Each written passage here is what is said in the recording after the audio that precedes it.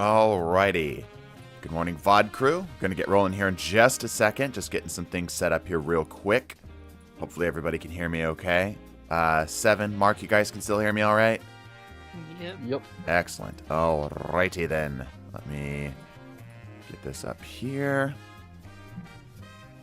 Give me just a second to get this all appropriately set. There we go. Okay.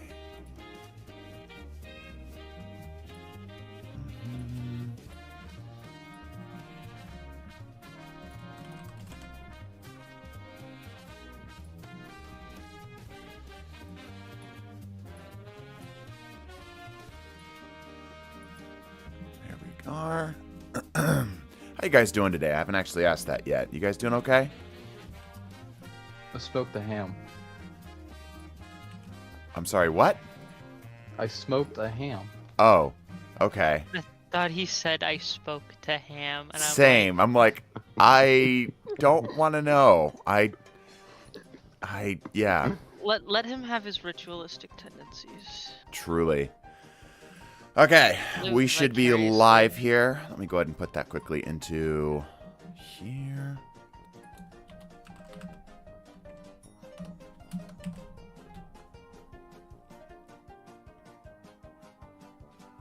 Sweet.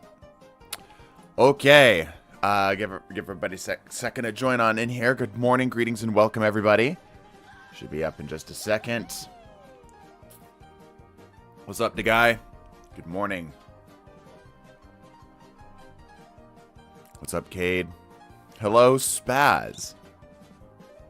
Hello, Andromeda, Micro, Jitteriz, Macaco, Grim, Bahadas. I'm going to slaughter some of these names. Yasalo, probably Yasalo. Kid, Bucephus, Jules, just a guy, a normal guy, in fact. Hello, everybody. Good morning and greetings. So, today, in case you guys have not been aware, there is a massive reveal trailer for a, well, I mean, like, I've got Mark and 7 here with me. Mark, 7, go ahead and speak up. It's a Aloha. pretty gnarly trailer. It's a pretty Hello. gnarly trailer, yeah. It's a pretty freaking gnarly trailer. Let me make you guys just a little bit bigger here. I know you guys can barely see yourselves down there. Frankly, I should probably just turn you off. But anyway, we're going to watch this trailer today together. And secondly, a handful of content creators who are far cooler than me were invited down to Bungie in order to get to play test and play with all of the new exotics. Now, while I am not said cool person, what I do have is an editing software and the ability to take screen caps. So what we're going to do is we're going to look at all the screenshots that I've collected for all of the exotics, and we're going to discuss them and their potency and their viability and so on and so forth. No, you're cooler. I most certainly am not cooler. I thought when I was seeing some of the names, I thought I might have done something wrong, but it looks like it was actually pretty selective. I was a little sad at first, then you might have seen a tweet from me. Be like, hey, how do we get invited to something like this? But I think it's just more a matter of us not being big enough. That's honestly fine. I just thought I might have done something wrong. Can I offer you a slice of cherry wood smoked ham? It also has maple brown sugar glaze. Mark smoked a ham. And in other news, Mark smoked a ham. Truly fantastic. Truly fantastic. Yeah, so anyway, is everybody ready to look at the trailer? Do we have anybody who wants to bail out that does not want to see the launch trailer? Like, now is your time. If you are not interested in watching the launch trailer, get the fuck out, because it is about to get spoilery up in here. Are we good? I'm also going to get rid of chat on screen here, as well as obviously the track here, the music track. And then we'll discuss it. Okay? What if I already watched it? Then you're good. We'll watch it together. We'll discuss it together. I also have embraced my inner white girl and decided to get myself a caramel frappuccino from Starbucks today to make myself feel better about not getting to play these exotics myself. You're watching it again. You're right. Get your ass in that chair. You're watching the shit again. How much story spoilering is happening? Well, it's a trailer, so they don't obviously want to give out too much, right? But it is a trailer, so they got to give enough for you to be interested in it. What is the music? I'm not actually sure what's playing right now. Yeah, there's a couple mysteries that end up surrounding Zavala. But Dad, I don't want it. You are going to watch it again and you're going to like it, Pix. Yeah, there's some Every spoilery time you stuff. watch it, you find something different. It's true. Yep. Anyway, is everybody good? Is everybody here who wants to be here? Give me a hand. Give me a hand in the chat if you're good and you're ready to go. Nobody needs to pee or anything like that. We're ready to set off. How do you feel about Bungie allowing content creators, raiders to play the final shape early and get an unfair advantage? It's not an unfair advantage. They get to see some of the cool stuff before we do. It's not really an advantage as much as it is just they're good. You know, they get to see some stuff before we do. And obviously they're gonna make content about it, so you know our advantage is pretty much nullified, as it were. Raise his hand. Okay, I see the majority of people raising their hand. Let me go ahead and first ditch the track. Let me get my stuff off the screen here. Do you guys want little CDT guy down there, or should we make him go away? Probably should make him go away, right? Your first time you're watching this? No, I've seen it once. So while it doesn't, I have something happens to him. I'm not gonna spoil for now. Yeah, we're not entirely certain. Keep him. Okay, let me get rid of the chat at least, because y'all are taking up a little bit of space down there. Okay, here we go. I got the chat turned off. Okay, right. Let me know if anything like is cut off awkwardly or whatever it may be. Okay. All right. Here we go.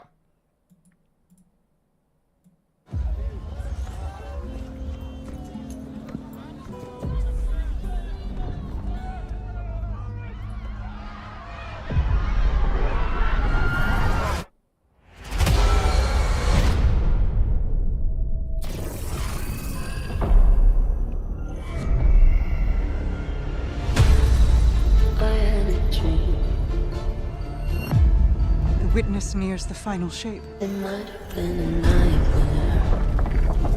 It's reshaping reality into a perfect stillness. I'm done burying my friends. It's the end of everything. Might as well try to stop it. One last step. Together. Into the end. This place. It's hard to describe. An infection. Festering. You said it spoke to you. So what's the difficulty? The witness shows us what it thinks we want. It's a lie. Lightbearer.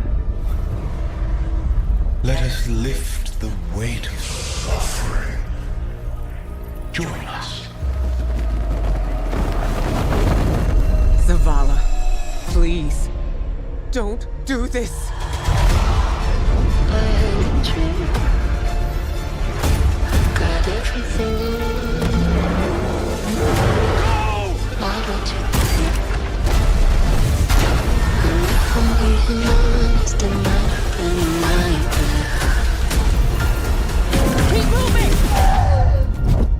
Nobody makes my fate but me.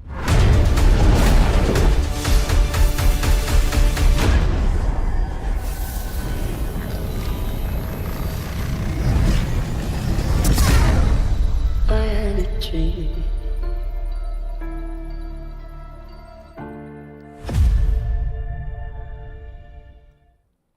That's so freaking dope. That's so freaking dope. I've seen this trailer a handful of times now. And every time, like I said, I think it was Seven that might have said, every time we watch it, it's something different. First of all, the biggest shame here is that this Elixni is not using a double-necked guitar. I think that's like the #1 comment here. And I absolutely agree. Look at those arms. They ain't doing shit down there. Come on, man. Bust out a massive double bass. Literally throwing hands. Yeah, Witness is quite literally throwing hands. Also, this whole beginning section really like sets the tone for how this is gonna go down, right? Because like the threat feels much more real and close to home with this, right? It's not some far distant out there threat where it's like, it'll eventually be a problem. It's like, no, it's here. It's right now, right? Also, we can see that the the Witness obviously is trying to like make capture like a stillness of like life and time and such, but it doesn't do a perfect job of it, right? There's a lot of like corruptions and stuff, which makes this extra creepy. Extra creepy. Like, look at this. This creepy shit right here. You get a little bit of the outlook here. More of this like not quite perfect thing, which is interesting, you know?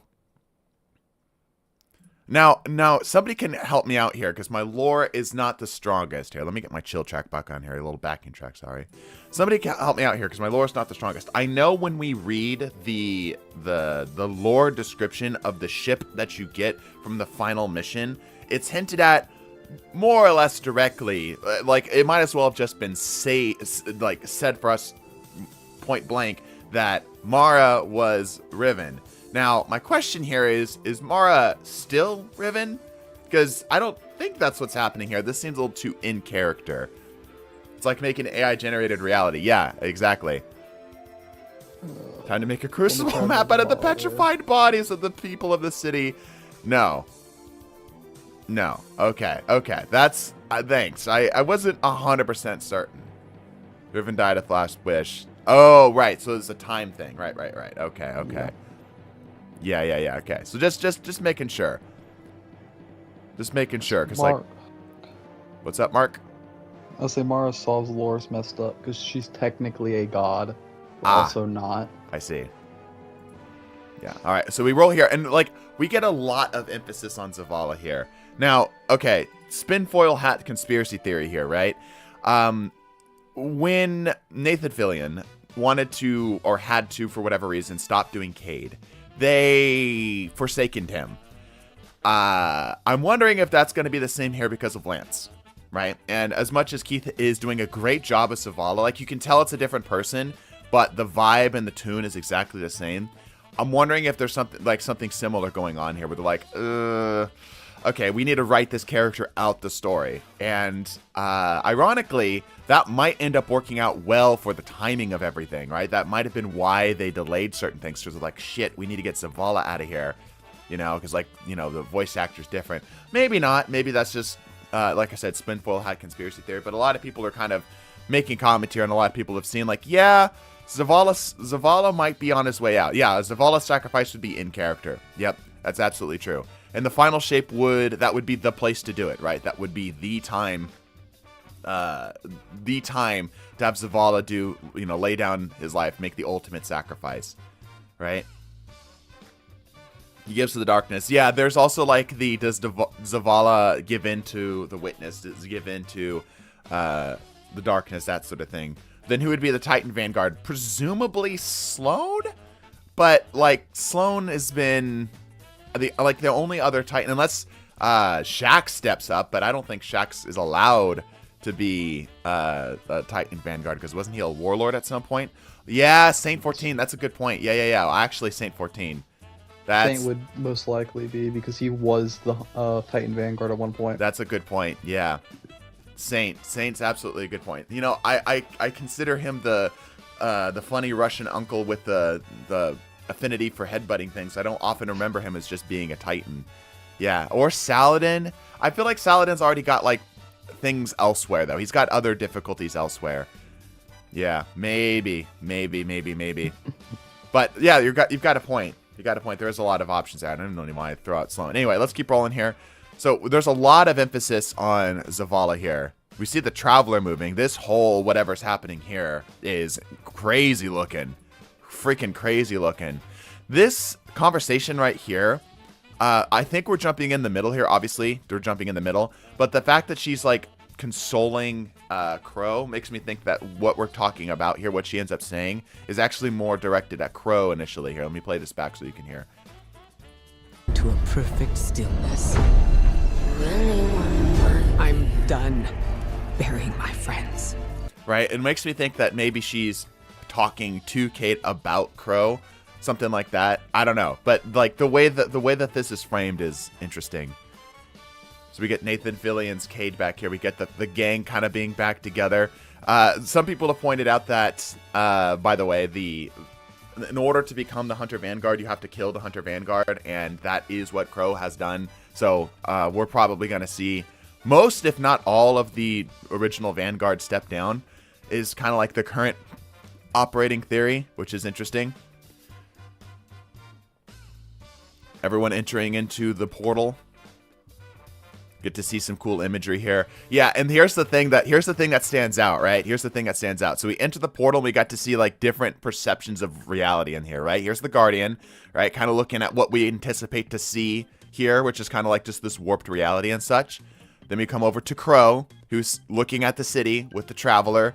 And then we come over to Zavala, who's looking at a pyramid ship. Like, the imagery here seems to, like, speak for itself in a lot of ways. You know what I mean? And this is coming off of the other scene, the scene that we saw prior, where the Traveler lifted up and out of the way, revealing the pyramid ship behind it, you know? Like, the imagery here is just a little too on the nose. Misa, I can correct you about the Hunter lore. I mean, you can speak up anytime you want, Mark. Oh, you were just talking. Cade's dare makes the crow. The crow technically died, so we would be it. Ah, gotcha. The hunter's dare is just because no hunter wants to be it. Right, I see. Okay, some back and forth here. We get to see this is actually part of a strike, as we got to see. Get to see some imagery with the ghosts. We get to see this corruption. That's the shattered Ace of Spades right here on the ground. That's Zavala's armor piece, by the way. So the only one we don't see that is taken part of this, so that's Zavala's shoulder pad, right? This is obviously the Ace of Spades. The only one we don't see is Ikora Ray, but she is like witnessing this, right? Uh-huh. Wait, Misum, go to the end of the trailer. To the end of the trailer? Where she throws her Nova. Right here? What about it? We can see her ghost for like a split second. Yeah. I'm saying like she's the only one that hasn't died. Like their ghost is right here. What if her ghost is the one that's broken, portrayed right by... Oh, so you're saying that... Right, okay. Yeah. Hold on, let me find it again. Right in here. Yeah, so this is the normal shell, but beaten up. Maybe this looks more like an elapse of time. It's kind of hard to say. No, like it does look like this is in the same period as what's happening with Zavala's armor piece here. This seems to be separate. So yeah, it's hard to say. Get some chat back and forth. This is interesting. This is interesting because then again, this is still the same scene with Zavala and the Traveler and the pyramid ship behind it. And then we see this the Veil figure here, kind of like getting his attention. So like we're getting some real hard implications into how Zavala's going to interact with stuff, right? Notice who isn't, like, we've got this 3-to-1 thing here as he's interacting with the darkness. Yeah. This is a bit telling. Yeah, we're fairly certain. We're fairly certain. Is that his arm piece? That's the question. It's hard to tell because that looks different. Doesn't quite look like it's the same. I don't know who this is because this doesn't look like Zavala. It looks like a warlock. I don't know. It's no, I'm looking at that wrong. Maybe Ikora. Maybe is that a same? Is the arm piece right there the same? It's Cade. Oh, seeing his own body. Oh, could be Cade, could be Crow. Yeah. What we need to do is we need to run a match on the arm piece right here because we get like a little snippet of it. Everything else is covered, but we can see a little snippet of the arm piece right here, right? Get some cool imagery here.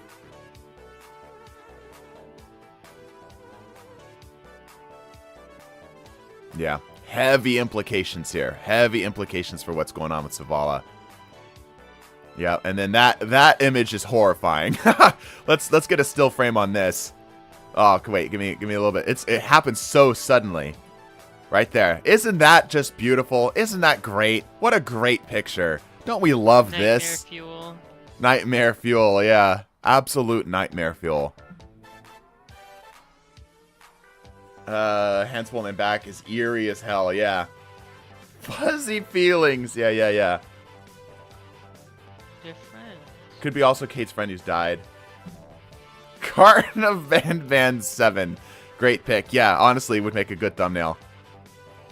So what's cool here, I know this is kind of like out of the blue right here, because we just came off of that really eerie image of that. But this is interesting because this transfers one into the other, like this two separate realities that sort of like one fades out and the other fades in.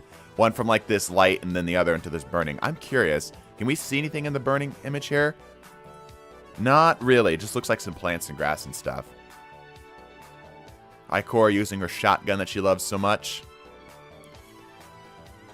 See some images, like we see a lot of these like handsy images that we don't. These make me uncomfy, and they seem to be doing the thing that we saw with what was happening with Callus. Remember when the Witness and Callus were interacting with each other, and the Witness had like this sort of like reality shattering barricade thing, like this right here. This is coming out of nothing. This is just appearing, and it looks like Crow comes in to save his life.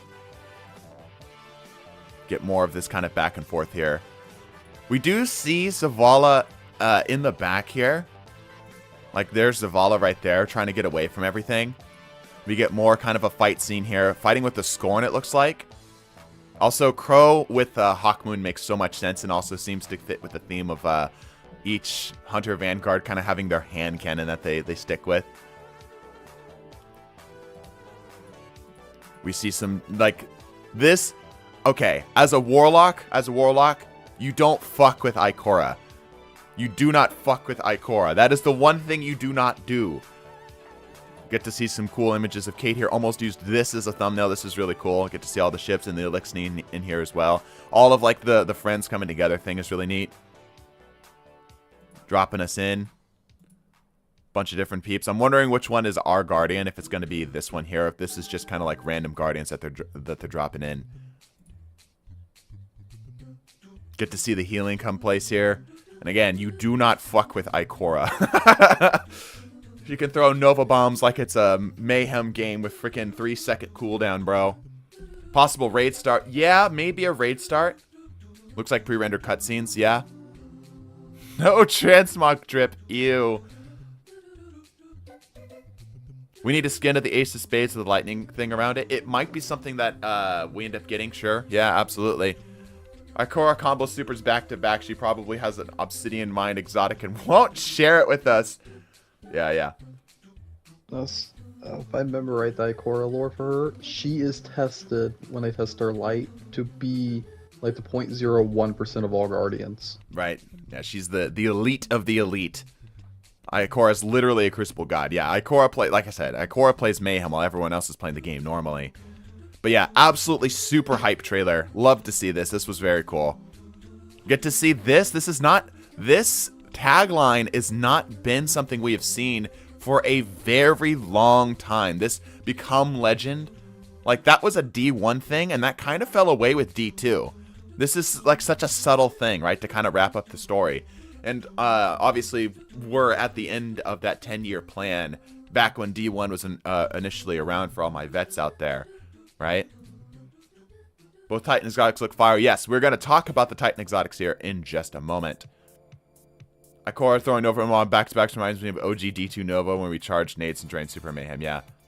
Yep. Do you see the like one frame that's a callback to the Astronauts on Mars trailer from way back? Where is it in the trailer? I thought I saw that too. Where did we see that in the trailer? I guess we can let that play while we're talking. Eating good in this DLC. Yes, we are. Yes, we are eating good in this DLC. Also see Cade's line about how no one makes his fate was a subtle nod to the Guardians make their own fate line from Vogue. Yep. Yup.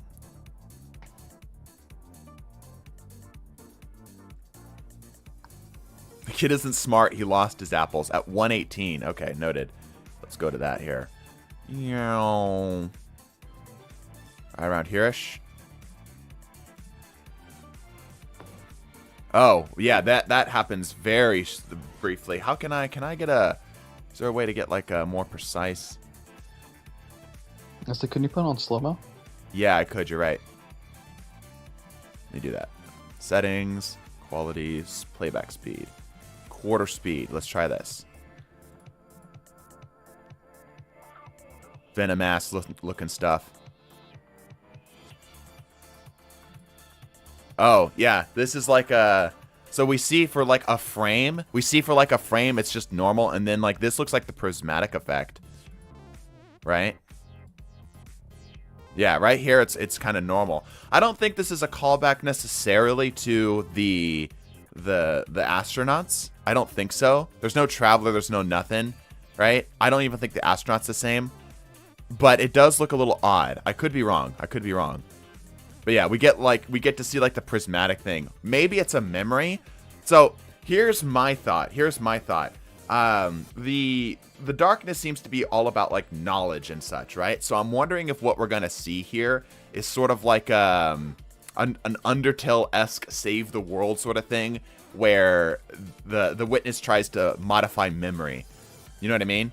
It's not on Mars either. Yeah.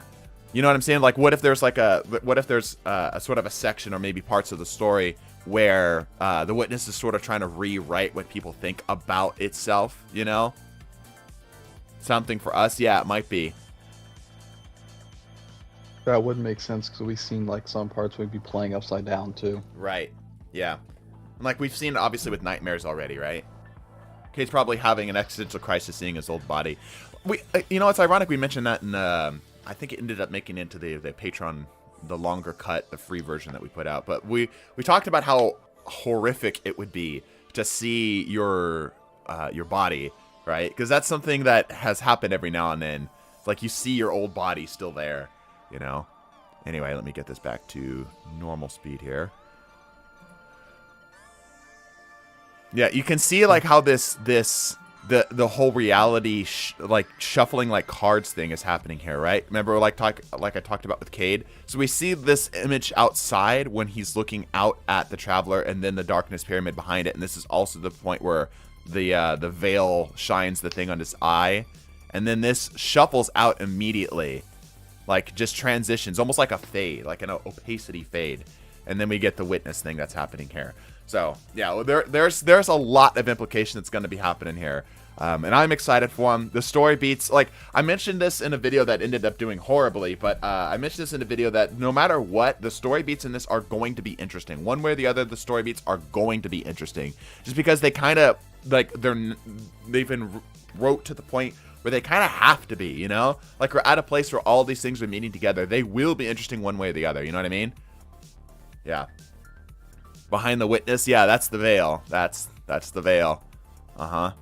Definitely gonna see Zavala at his lowest. Yep. And Zavala, I feel like, has had an okay amount of character development, but one of my biggest complaints for all of the Vanguard has been, minus Cade, has always been that they lack a sort of character depth. So I'm hoping we get to see a lot of character depth here. Traveler's Haunted, yeah.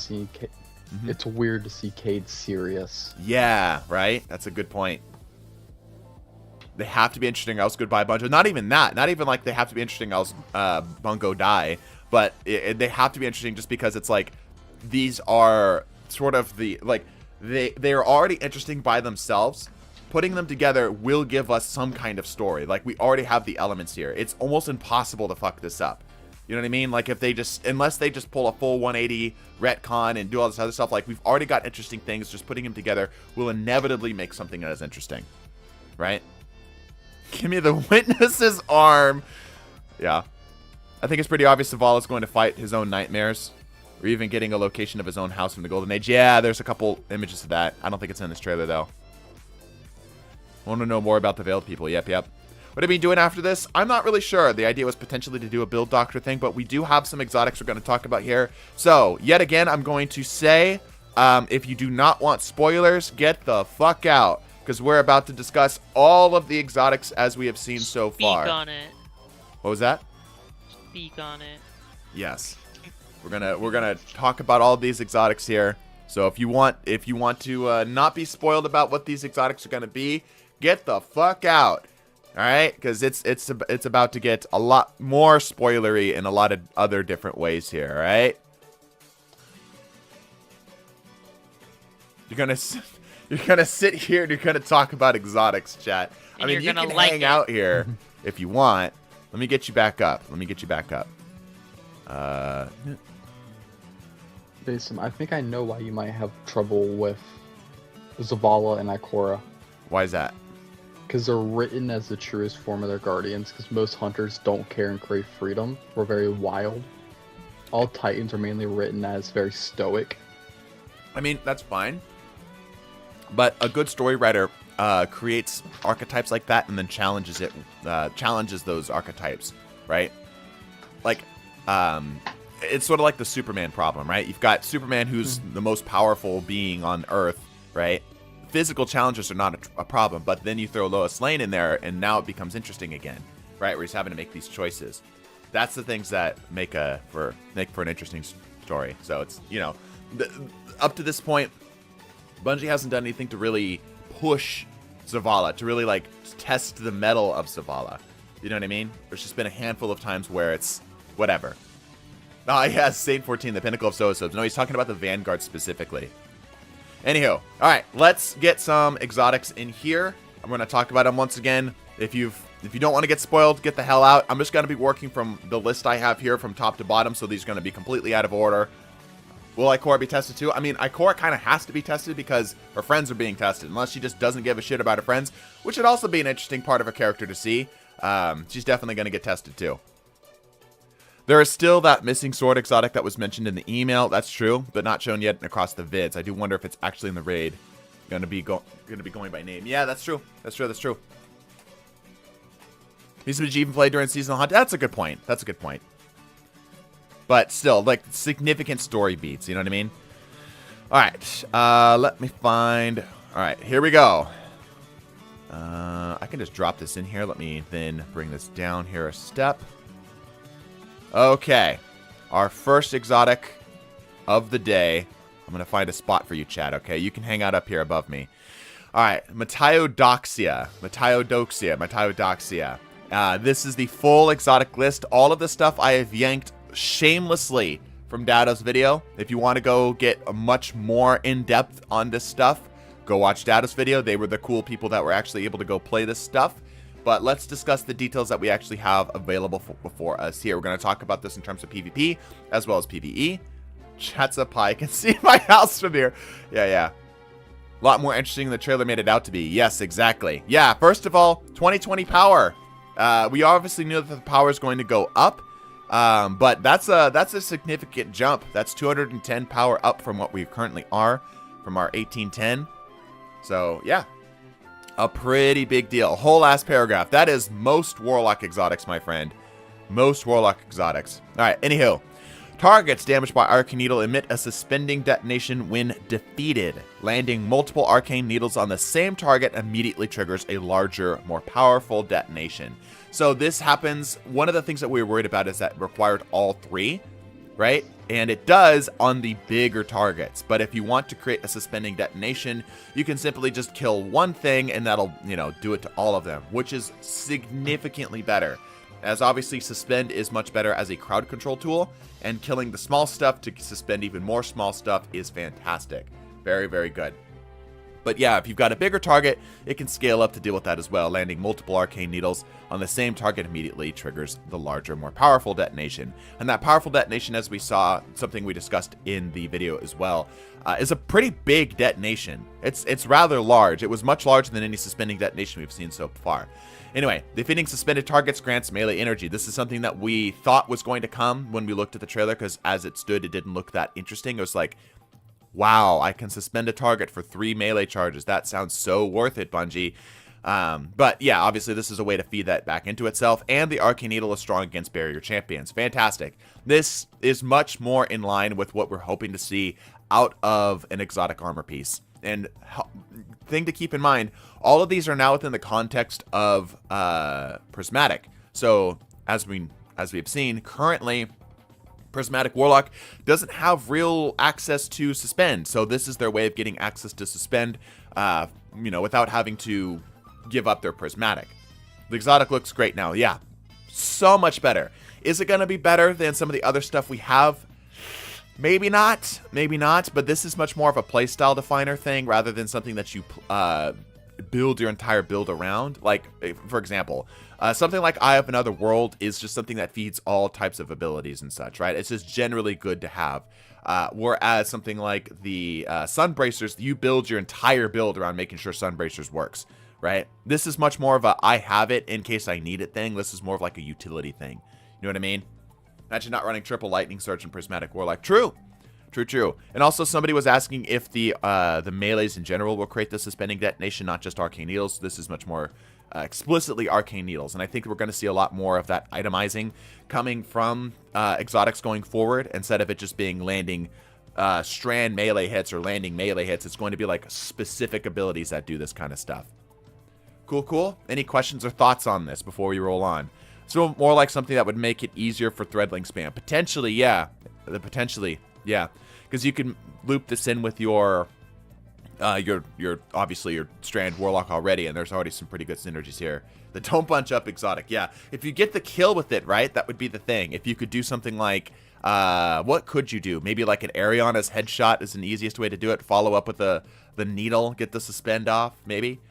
Antibarrier needles and a chill clip weapon is all you need for all champs in the game. Nothing too crazy, but nothing too crazy new, but worth noting. Yes, that's a good point.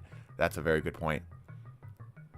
How's interact with Bastion's rework? Yeah, we should talk about some of the other reworks that we've seen here. Bastion basically getting a version of 1-2 punch, if I remember correctly, right, Mark? Yep. So, yeah, that's interesting. You can needle first. Yeah, true. Okay, good with that. Let's get this gone. That exotic's probably the most fair we're gonna see. Yeah, I feel like this is a very fair exotic. You know, it adds a nice little bit of utility, but it doesn't do anything too crazy. Let's grab the next one here. This one is interesting. This is the next Warlock's exotic. This is... Hold on, let me get my dude back in here. Whoops. There we go. I've got too many freaking things here. All right, here we go. The Speaker's Sight. So the Speaker's Mask was something that we saw. I saw it on Twitter first. Follow us on Twitter, by the way. The Speaker's Sight. We actually do get to wear the Speaker's Mask.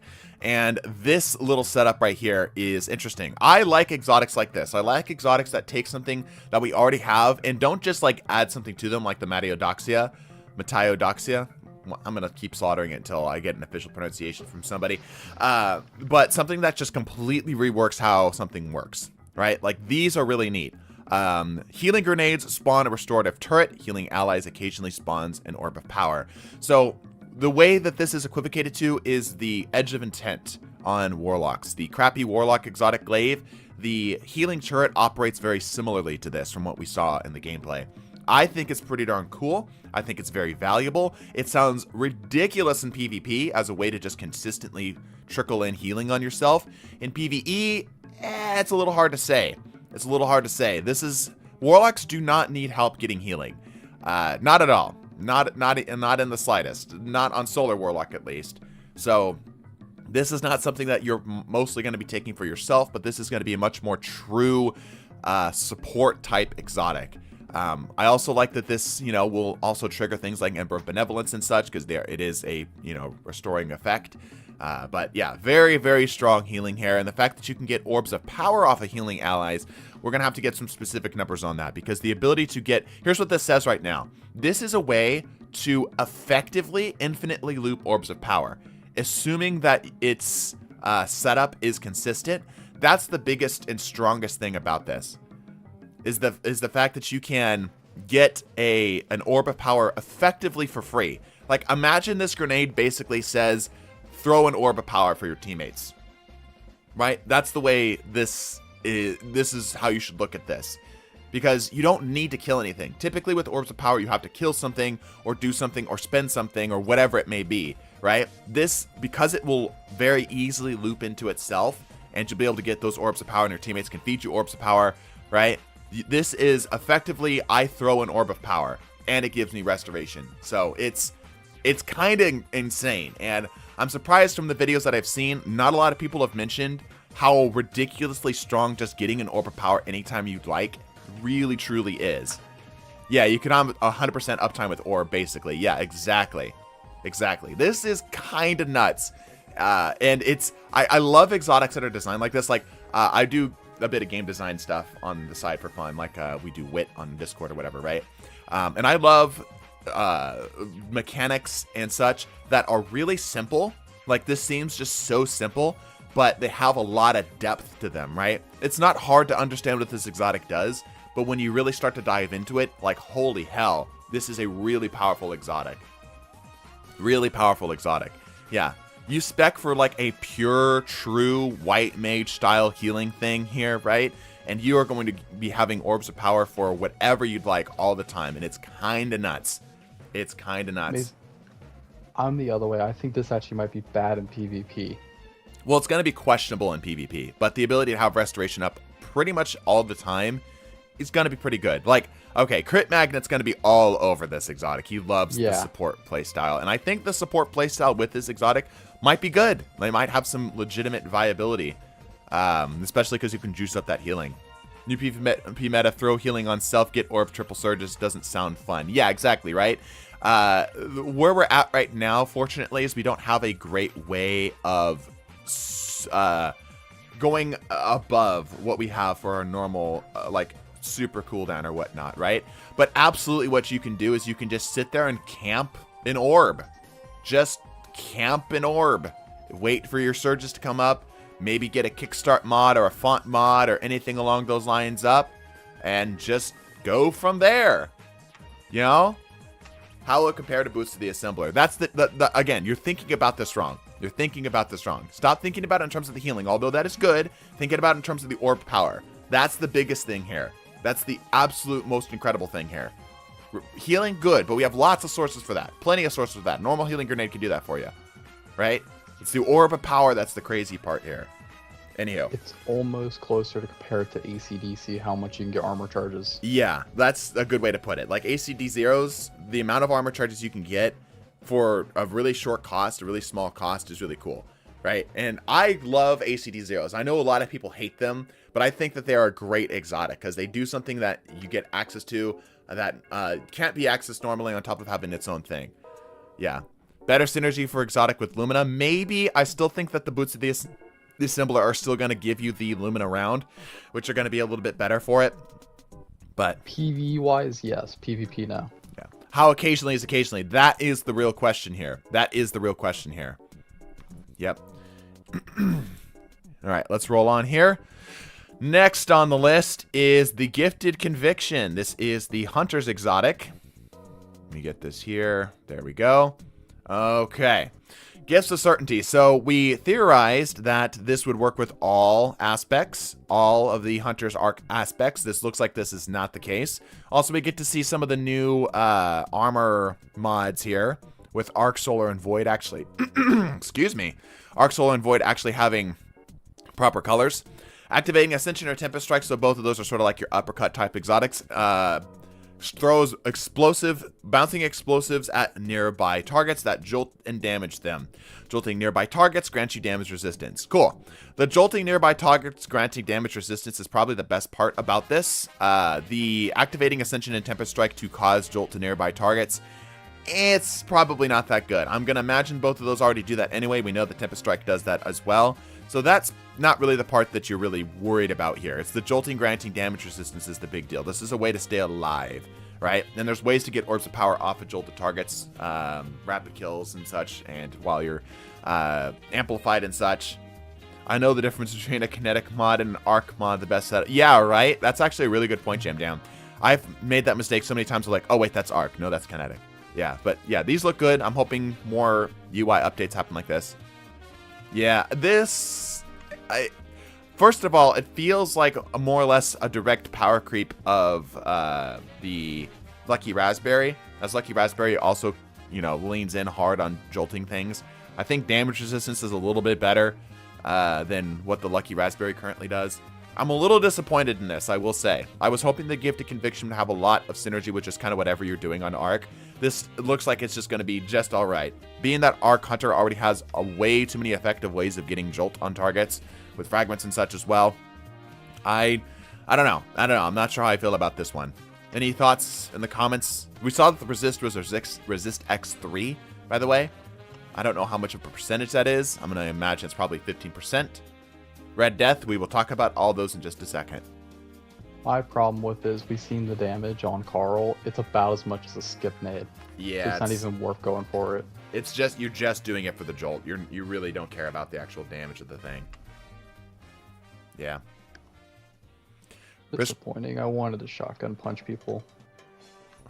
Risk runner damage resist mixed with this? Yeah, maybe. See, I'm kind of looking over the rest of the chat here. How does it shade? Yeah, it does look good. It does look good. Same as stag. Ah, there you go. Jolt enemy.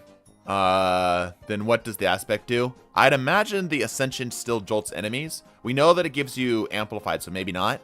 But yeah, I'm not entirely convinced this is actually going to see play as it stands right now. It's a little sad. Who cares about the functionality? Just needs drip.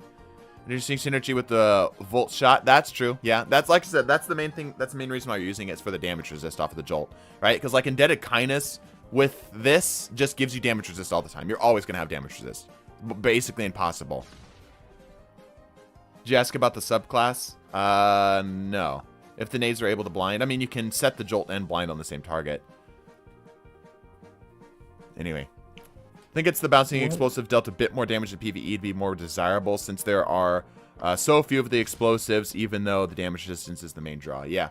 Yep, I agree. I think this is going to fall a little short. 100% agreed. All right, moving on. Next on Hunters, we're talking about the balance of power. Currently, my most hated exotic on this list. I can't believe we're getting a Threaded Spectre exotic that makes Threaded Spectre even more bullshit. Actually incredible. Why is this under fight forever? I'm not really sure what we're doing here today. Ship gonna go wild in PvP. Wow, just wow. Yeah. Your Threaded Spectre has increased duration and durability and damage and releases additional threadling. So it's just like your Threaded Spectre is a bigger middle finger. While near a Threaded Spectre, you do not appear on the radar, which is pretty good. Pretty darn good. Pretty darn good. PvP is gonna be a fucking circus. Yep. Yeah, this is like Threaded Spectres are already very good in PvP. Very good in PvP. Annoyingly so. And we didn't see any nerfs to Threaded Spectre like during the patches and such. So this is probably why. Yeah, well, I was hoping to see some nerfs, and then this would kind of bring it back up a little bit, you know? We should get sprinkles on this exotic. She goes. Bungie nerfed Spectre to make the exotic buff again. When did they nerf it? I know they nerfed it a while back, making it slower, but that was like a mild slap on the wrist. They had to add a strand exotic frontier. Yeah, right? But we already had Certarachnes, right? So I don't know about this one here, Chief. I don't know about this one. Realizing the nerf Threaded Spectre was it plus Bombardiers they could one hit. Yeah, but like I feel like here's the thing. Threaded Spectre already is very close to one-shotting you. Like 99% of the time you're gonna survive, sure, but you're already very lit when this thing goes off. It's still a lot of damage. And the fact that this now will last longer, it's a bit more tough. It has increased damage, and it releases more threadlings. This is a guaranteed one-shot. The design is cool. I do like the design. If I remember correctly, you get 4 threadlings when you shoot the Spectre. Yeah, so an additional threadling. Yeah, so plus 1 threadling. I have no problems with this. I found the Hunter main. Minus the Titan Rocket. Yeah, we're going to get there. Yeah, so I hate this exotic. This is already looking bullshit. Unrelated to what's going on. Oh, I can let Brian read it out. I'll let Brian read it out.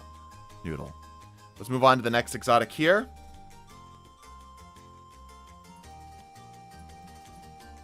All right, now we're starting to get into weapons. It looks like the Titan exotics are towards the bottom. I apologize to the person who's looking for the Titan exotics, but we are going in order here. Okay, the Kvostov, something that we are getting to see here, and Bungie mentioned this here, but let me move my little guy just to show. Oh. Okay, well, that was interesting.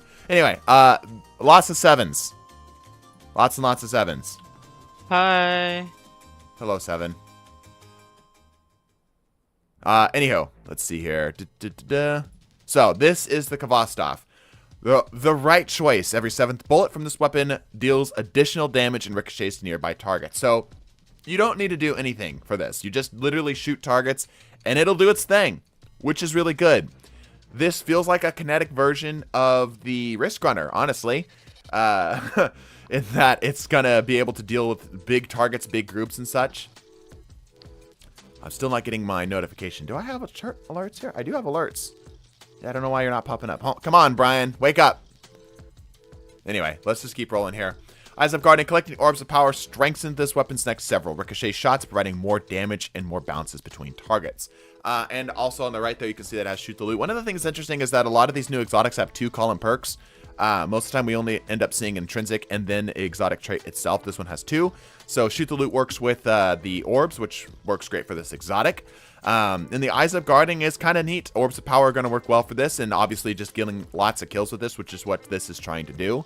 Works for keeping this thing up and active. You're going to be able to kind of loop itself pretty easily. All right, I don't think Brian is awake today, so let's go ahead and read this. Unrelated to what's going on, apparently the IRS is actually investigating me, so I have to dial down the undocumented spending even though I have digital receipts. The alphabet boys can bite me. Interesting. So the IRS is actually thinking you're laundering money. That is... Oh, there it is. Now Brian speaks up. Unrelated to what's going on, apparently the IRS is actually investigating me, so I have to dial down on the undocumented spending even though I have digital receipts. The alphabet boys can bite me. That's... Yeah, like, I've heard stories of, like, content creators getting calls from their bank being like, what are you doing? And they're like, I'm streaming. Well, you just got like X amount of dollars. Thank you, Brian. Yeah, Brian took a sweet time. But yeah, that's not good, man. Take your time. Get your stuff sorted. Appreciate the donations up to this point, Noodle. You've been obviously one of the biggest donations here, if not the biggest donator here on the channel. So yeah, don't get audited. But yeah, if you have digital receipts, then you should be fine. Shouldn't need to worry. They're obviously looking for... They're probably suspecting you of laundering money, right? Or something of the sort. So... Brian only speaks when someone else reads it first. Yeah, Brian's like, oh yeah, I need to do this thing. I don't know why he takes so long. Yeah, hope it all turns out well for you, man. Anyhow, Kvastov looks cool. Love the 7s. Finally, another decent primary exotic here. It's another 600, which makes me really sad. I know that the Kvastov itself is a 600. I was just hoping that we'd get this because we currently have like 1 representation of a 450 auto, 1 720, something like that. We have very few representations of the slower fire rates, you know. Pro's gonna get turned to the bad needle. Yeah, the bad noodle, yeah. Not 777 RPM, 0 out of 10. True. That would have been kind of interesting if they made a unique frame for the thing. That would have been quite interesting, It is the ad clear gun. Yes, absolutely. I guarantee they found out about our Tenorite dog joke. No. The IRS is strong, but it's not that kind of strong. Also, magazine's not divisible by 7. That's true. Yeah. Could have just dropped it down 6 and had it be 37 right there. Or brought it up 4. Very disappointing. Or they could have just gone crazy and made it 77, you know? Yeah. Anyhow, cool. Love to see this exotic. We already knew the Kvastov. We had a pretty good idea that the Kvastov would be good. Liking the collecting orbs of power thing, because those orbs are everywhere in PvE. And not half bad in PvP. The fact that this is off of every 7th bullet means that this will consistently proc within PvP as well, which is cool. This is the Don't Bunch Up primary exotic. Probably not that much damage overall. It's probably like 1 bullet's worth, maybe 2 bullets worth, but still, very cool. Very cool. All right. Moving on now. Why did they add blinders to the scope? Not sure. Yeah, I don't dislike the design of the thing. Like, we could talk about that. I don't dislike the design of the thing. I would have liked to have just it been like the Kvastov, but reformed, similar to how the Traveler's Chosen looks, you know? Every 7th means that you can... hold on. You can prime it too. That's a good point. Yeah, you could set it up to have it set up for the follow-up shots. Yeah. Isn't even an ornament it had in D1. Yeah, it's a little odd. Yeah, I like the OG more. Anywho, let's keep rolling here. Next is the Still Hunt. This is the Golden Gun Sniper Rifle. So I have the perk highlighted here. The one on the left there just gives an extra shot. So Cage Retribution, picking up an Orbs of Power or landing precision hits, charge this weapon's super bar. Once full, press R, just, you know, use your special reload, to fire golden gun shots. So, cool. It is literally Golden Gun Hunter. And in fact, one of the things that I saw, again, this is all these screenshots I'm snagging from Dado's video. One of the things that we saw is that it also shows up in the kill feed. Like, it pops up as being like a so-and-so casts Golden Gun, which is cool. Hey, Mitchell, thank you for the 25. Kinetic's going to be wild. Yeah, man, Kinetics are going to be good, especially with Prismatic, because Prismatic has some synergy with it. Yeah, very cool. Thank you so much, Mitchell. Very, very much appreciate the 25. Oh, so now Brian. Brian literally speaks only when spoken to. What the fuck is up with this, Brian? Come on, dude. Anyhow, one thing worth noting, if you look around the base of the scope, you can see that there is like the sunshots looking kind of chamber right there, which is pretty cool. I told you. I mean, you weren't wrong. You weren't wrong. One thing that Dado pointed out in the video is that it works with Celestial Nighthawk, which is really freaking cool. That's really freaking cool. It doesn't seem to have any synergies with anything else, but it does seem to amplify whatever exotic you have armor piece-wise equipped. Don't yell at him. I will yell at him. Brian needs to get his shit together. Reminds me of Zen Meteor. Yeah, very much Zen Meteor vibes. The thing that, again, I feel like is a little bit skipped over here is the Orbs of Power also granting this charge. The way Dado put it is that it was each orb granted 1, each precision hit granted 2. I'd imagine in Crucible, those are probably going to grant probably around 4, which means you're probably going to need roughly 3 shots to get that golden gun shot off with the Orbs of Power in between, giving you a little bit more. So, you know, that's pretty interesting. I don't know if you're ever going to ever see this be something that can ever pop in PvP, but it's interesting nonetheless. Hunter's eating good with the Golden Gun Sniper and Nighthawk. Yeah, it's not quite as much damage as Nighthawk, but it's still very good damage. Very, very good damage. My poor one-shot Goldie Bill. Yeah, like running Celestial and this in PvP might legitimately be a strategy. But the thing that I don't have a lot of information on here is the Sharpshooter. This weapon gains bonuses to target acquisition, aim down, sight speed, and flinch resistance. This bonus increases when its weapon super mode is active. So it just seems like it's just a flat buff. So it gains bonus aim acquisition, aim down, sight speed, and flinch resistance. It doesn't say that it scales with anything.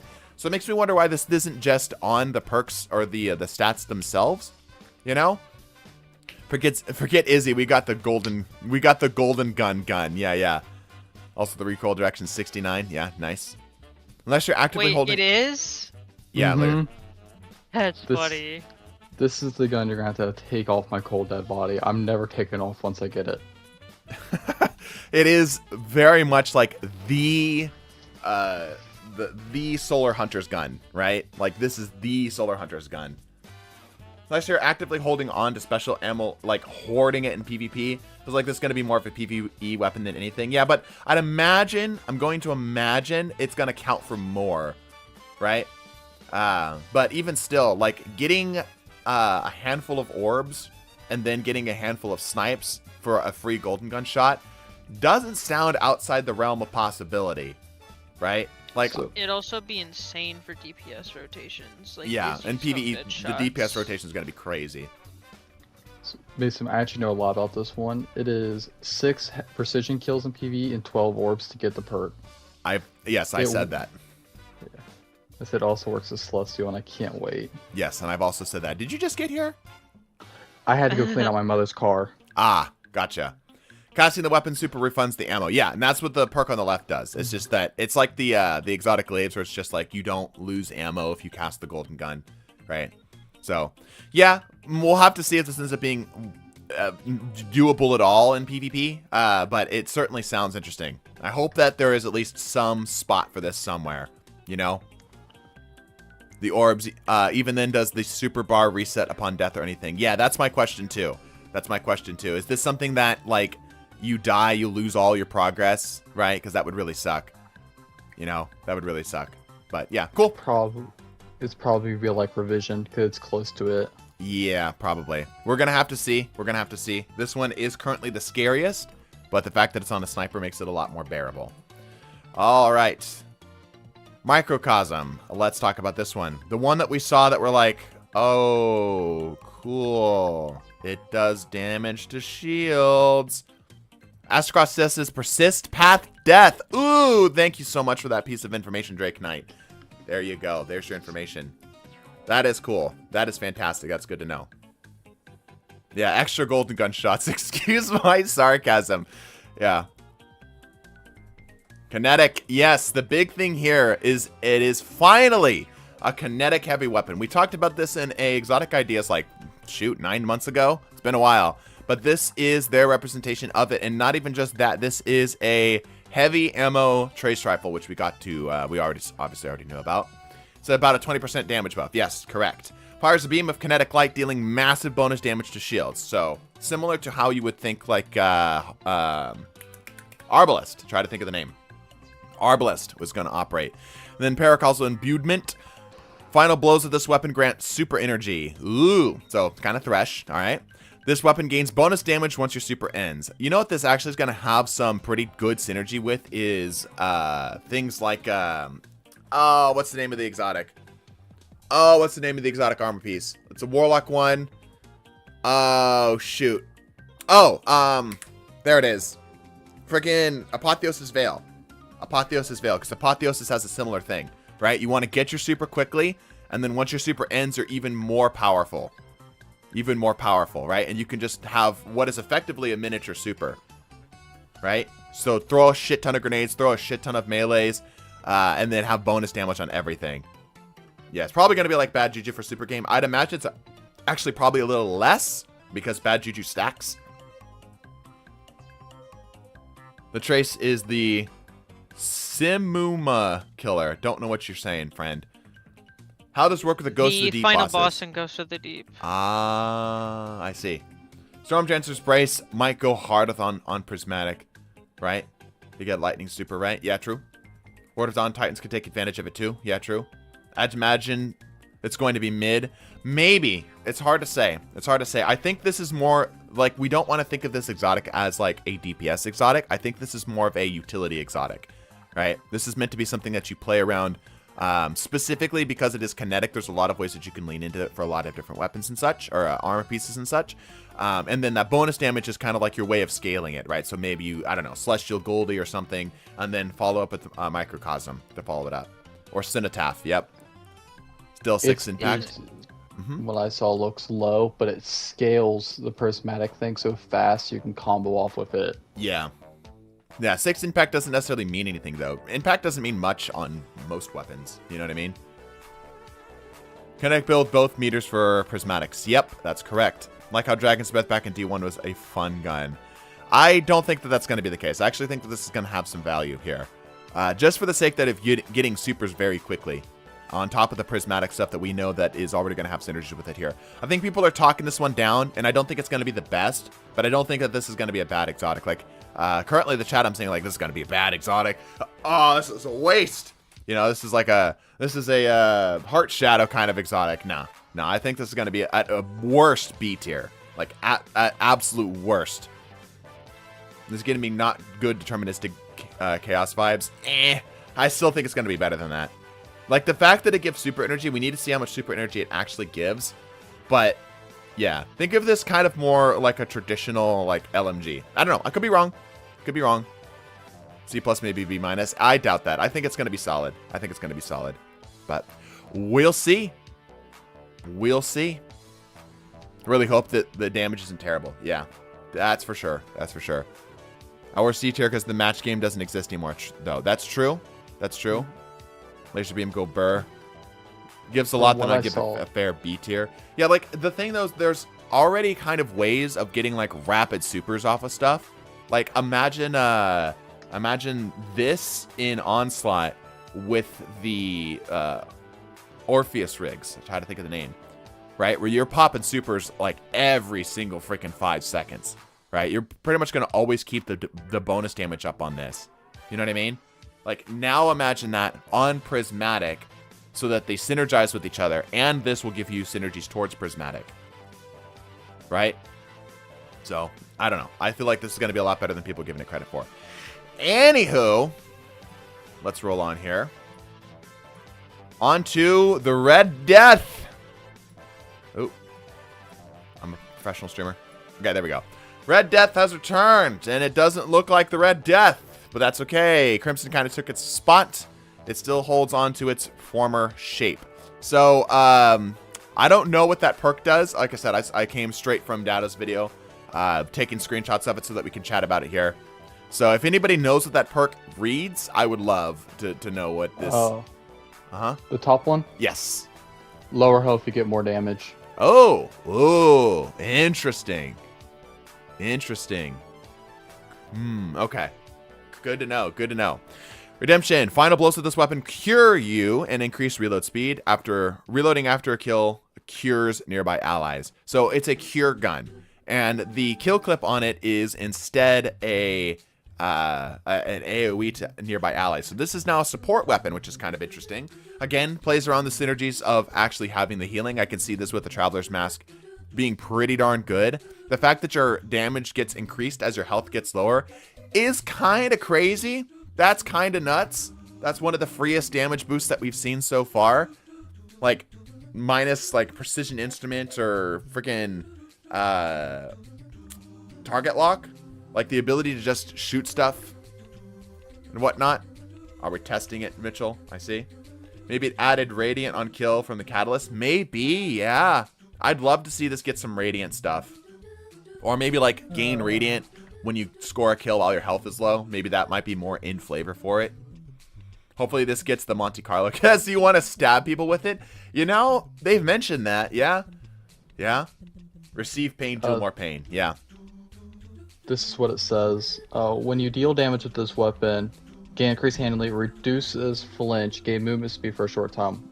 When your health is reduced, you gain bonus damage. Okay, so it's a stat boost as well. Interesting. Yeah. Okay, so it's right there. When you deal damage, gains increased handling, takes reduced flinch, and movement speed is increased for a short time. Right? Yeah. The movement speed is interesting. This seems to be kind of targeted towards the PvP scene, ironically, because like healing off of kills is already good, but we have similar things with that with like Crimson, which is not necessarily a cure. It's its own separate thing. Right. Yes. Thank you, Seb. All right, Mitchell. I'm now going to read your chat, and now Brian will come on. Insert message. Brian? Nope. Give it a little bit more time. I can see this thing being good in PvE too. Yeah, absolutely. Absolutely. Having consistent healing is going to be good, and damage boost while your health gets lower is going to be solid too. Solar verbs. Yep. The problem with Cure is that there's no way to combo off of it. Ah, there he is. It's Brian, everybody. Give it up for Brian.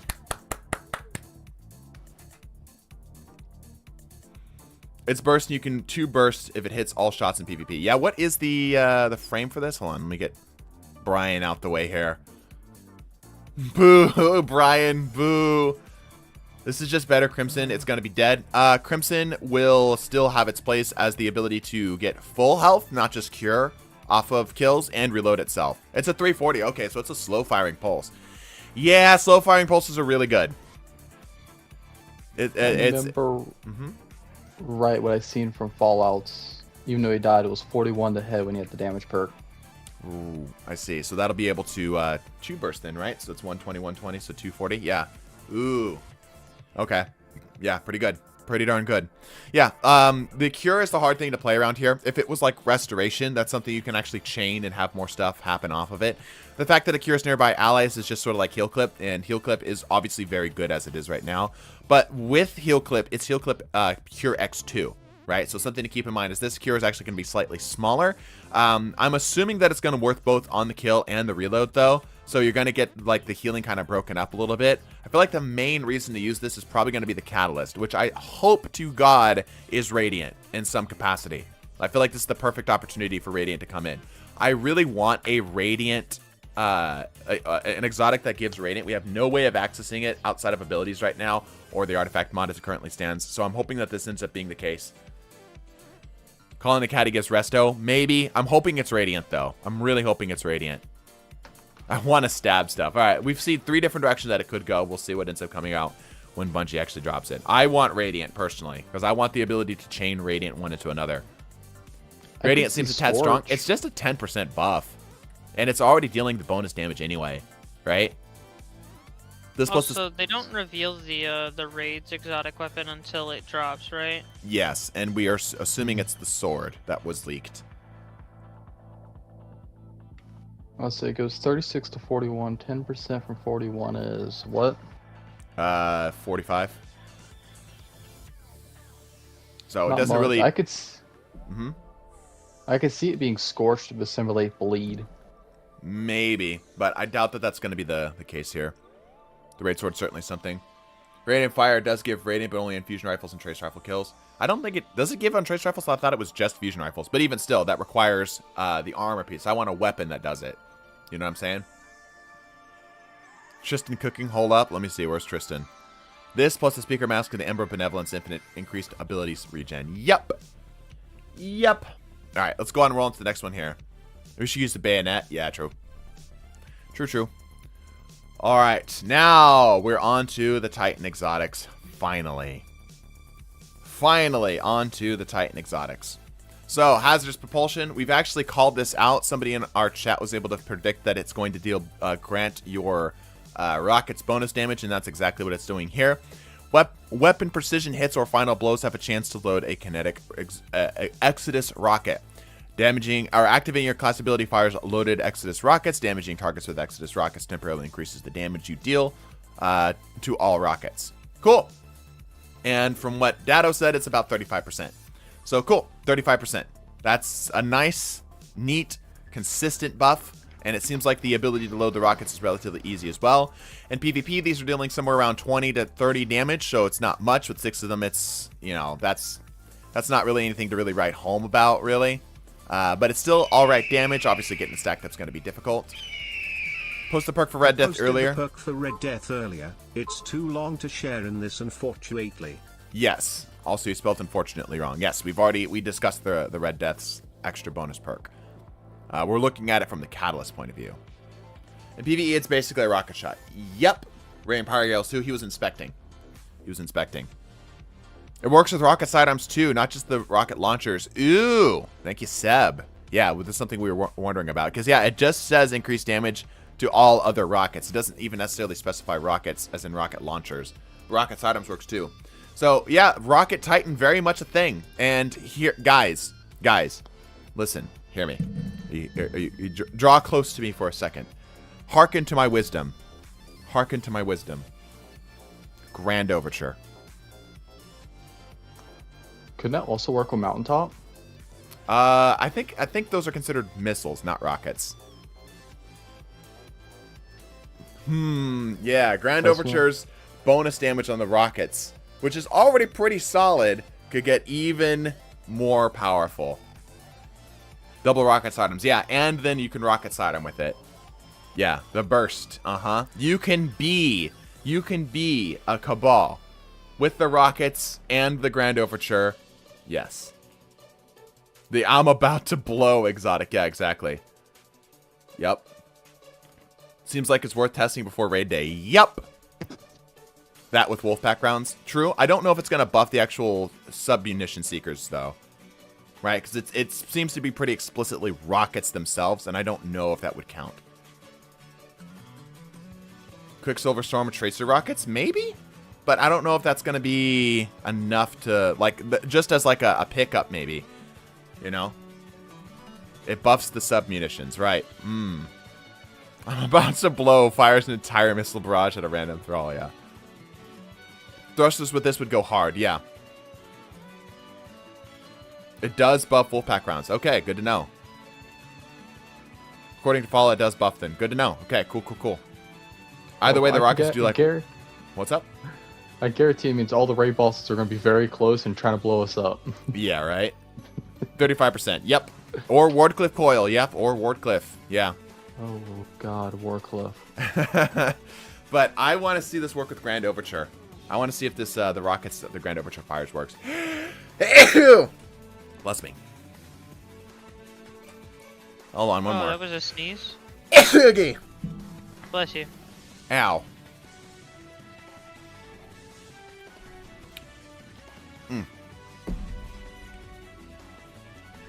Do the rockets do a decent amount of damage in PvE? They do an okay amount of damage, but the biggest reason is 35% bonus damage that they grant.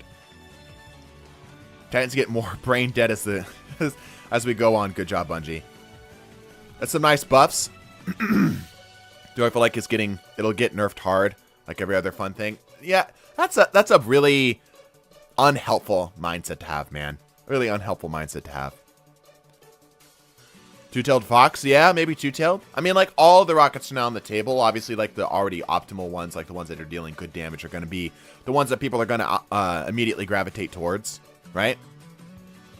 But even if not, the ability that if it's a scaling buff, means you have to wait and time it. Right.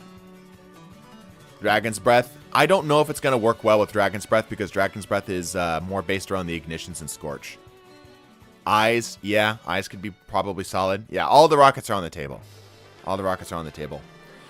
All right, moving on. Last exotic that we got to see. This one is probably the hardest to really pin down too. Wishful Ignorance. Gain an additional Frenzied Blade at charge. Frenzied Blade and Flechette Storm briefly increase their damage with each strike. Pulses from your Banner of War return melee energy based on the number of allies healed. As if Banner of War did not, like this, the Banner of War did not need any further buffs. Not at all.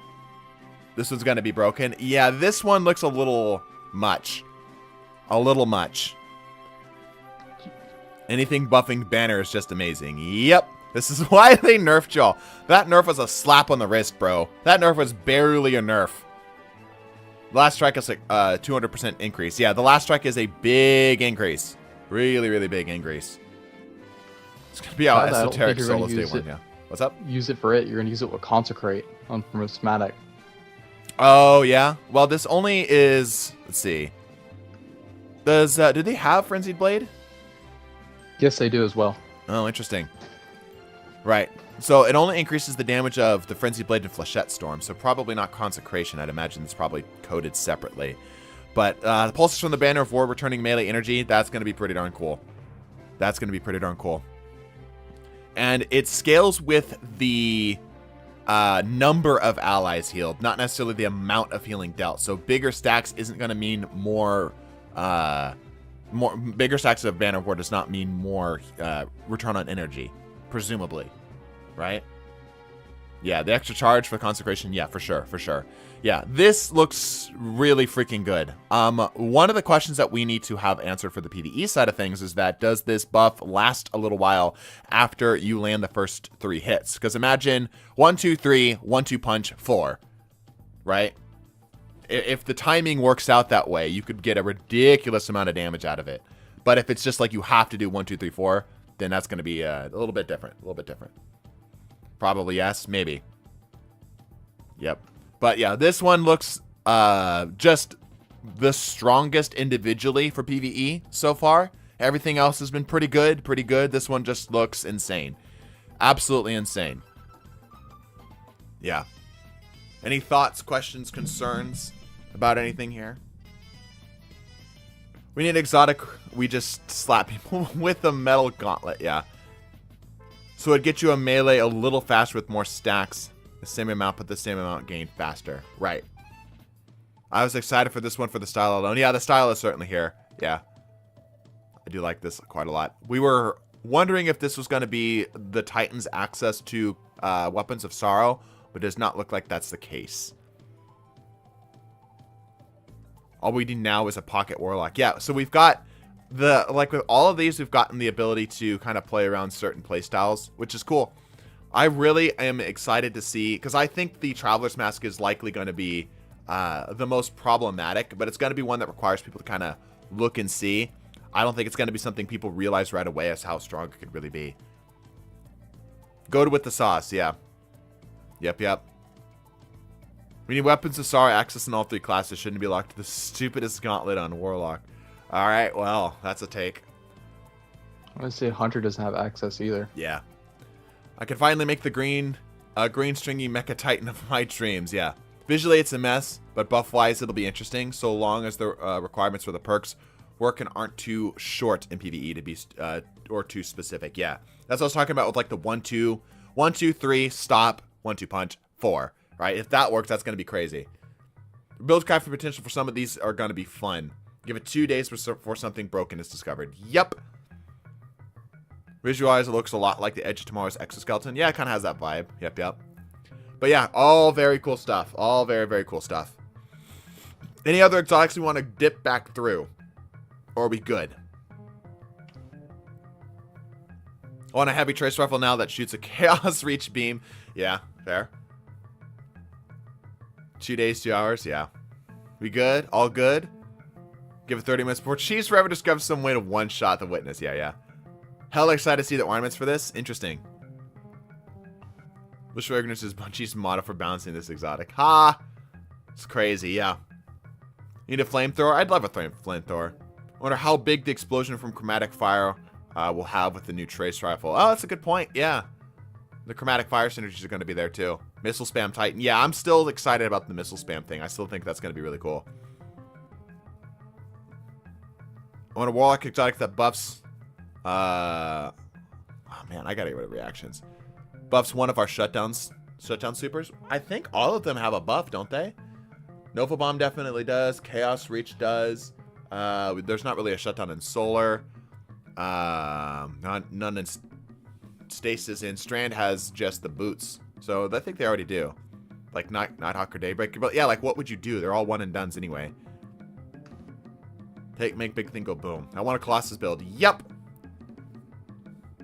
Yep. Alright. Okay, cool. We'll go ahead and wrap up then. I don't know what I was planning on really doing today. I was just considering just kind of, you know, shooting the shit or maybe doing Build Doctor. I just wanted to kind of go over some of the exotics with y'all just so you can take a look at all of them and have some fun with them. Don't know if this mentioned, but using Wishful Ignorance with Consecration, if possible, makes me happy.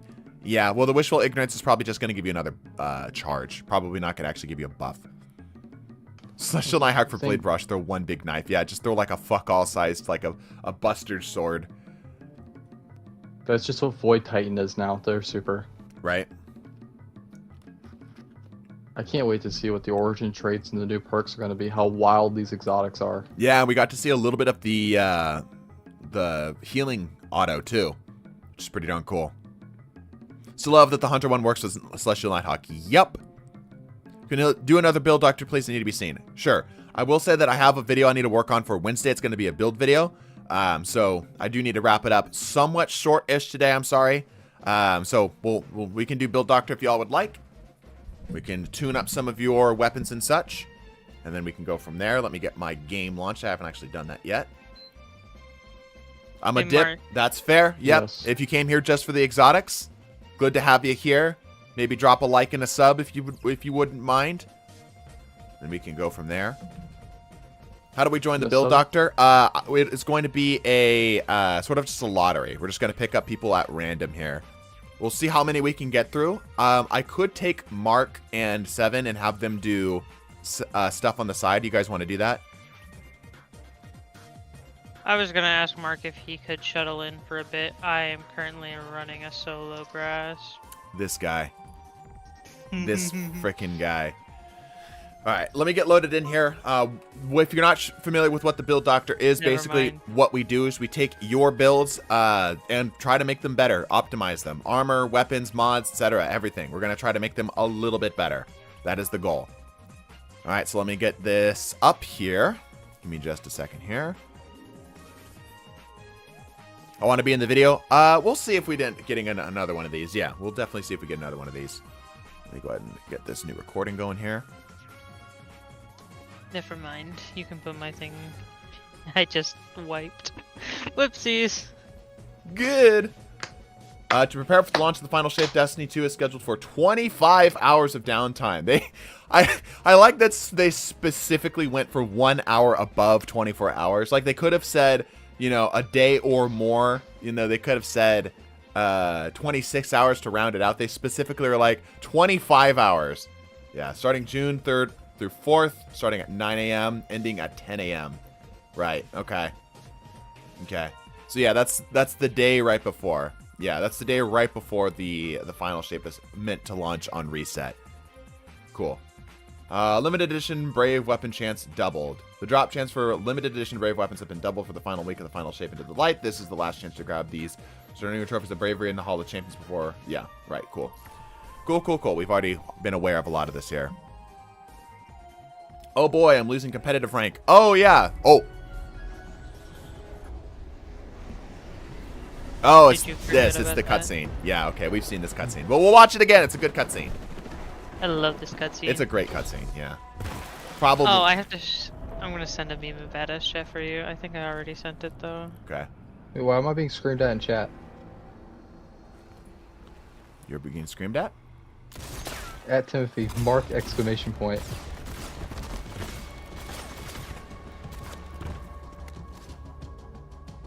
Look at that smug ass look on his face.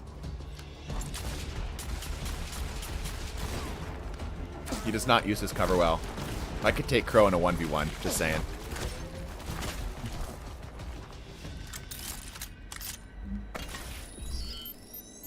There, I sent the meme. I really want to know what his elemental affinity is.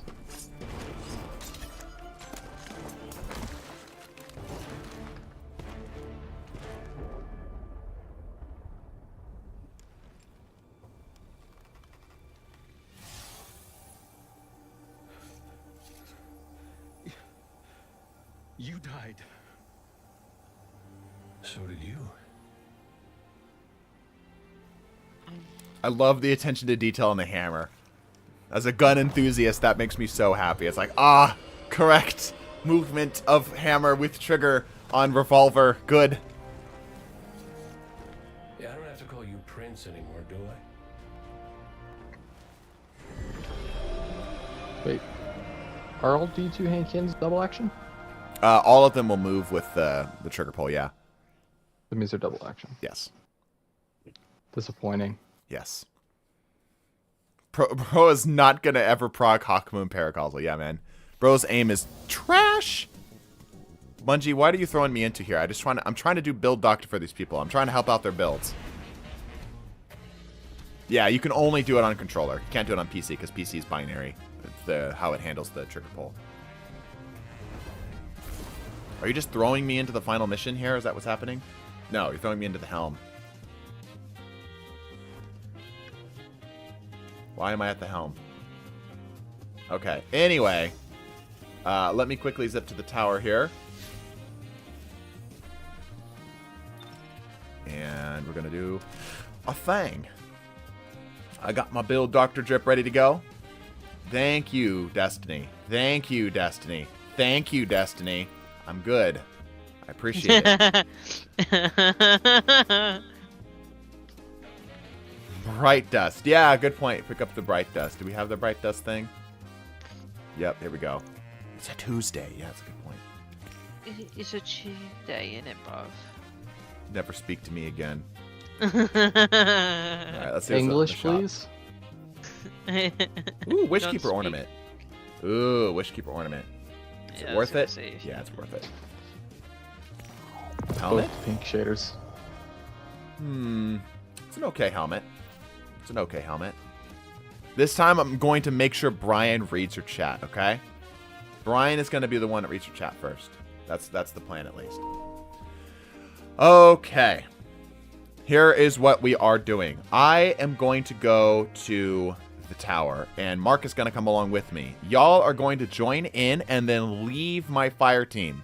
7, who is much more skilled in the PvE space than myself, is going to go into our Discord, into a certain chat room. The thing I hate the most is everyone complains about HC firing out of the bottom cylinder when that can literally happen the same way it happens in Destiny. Look up the Matepa Model S Unica for more. Yeah, there's plenty of representations of the bottom firing cylinder thing. It's a little annoying that it's on every hand cannon, but yeah, sure. All right, 7. Are you down for helping people out with the nurse stuff? Yeah, I'll take like an hour of my time. Okay, yeah, we're probably only going to be going for another hour here. Which chat room are you going to be in our Discord? What do I feel like going in today? You know what? How many VCs are there? I like gambling. Alpha 1, 1, 2, 3, 1, 2, 3, 1, 2, 3, 1, 2, 3. There's 12. Alright, where's Avray? Which chat room? Do you have to be in the Discord to join? No. 7 is going to help out with the PvE builds. I'm going to help out with kind of just whatever builds, both PvP and PvE. But if you want to make sure you get seen, you'll be able to actually talk to Seven directly, as obviously with me here online, I'm just going to be able to look at your builds and look at your stream chat, right? Like I said, our goal today is to help you make some better builds and help educate some people on how to do that, okay? So, Seven's going to be doing the same. So, Seven, what chat room are you doing? Omega 1 is the lucky number. All right, Omega 1. Omega 1. So, 7 is going to split off and go to Omega 1 in our Discord. If you are on our Discord and want to do some Build Doctor stuff as well, go swing over to Omega 1. I'm going to open up my fire team so that you can join on me. When you do join, leave the fire team. That way more people can join in. We have a limit to the amount of people we can actually have. You'll still stay in the tower, though. Going to be doing Doc for about an hour. That is correct. I'm also going to try to go a little faster than we normally go through this, just to try to get through as many people as we can. Any questions? Yeah. Ace of Spades reminds me of Vash the Stampede's gun. A tri-gun reference in my chat. Wow. All right. Agent's already waiting there. Yeah, Agent's already here. Already here. All right. Well, I'm gonna go to the VC. I'll see you at the end of stream. Awesome. Yeah, guys, go swing by Agent. Go swing by 7 in our Discord. If you're already on our Discord, it's right there. Right there for you. As soon as this decides this wants to load. Yeah, I'm that old. I watched it. We do anime nights, or we used to do anime nights on our Discord. And that was the most recent one that we ended up watching. Let's try gun. Jeopardy music, yeah, right?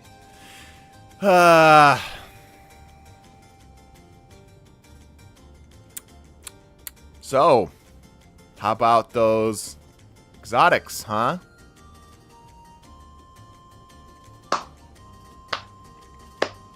Thank you, Mark.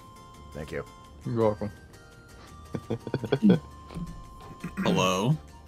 Oh, Hey, Beast. hello, Beast. I'm putting on the speaker mask and never taking it off. Yeah. I listen. The speaker's been my favorite character ever since the golf fight. Mm-hmm. So you're not getting me. Not getting me to take that off. And it's a support exotic. Yeah, I mean, we were talking about how powerful it's probably going to be just because you can generate an orb whenever you want, basically. Oh yeah. All right, go ahead and line up outside of Zavala's office here. Beast is here now. Yep.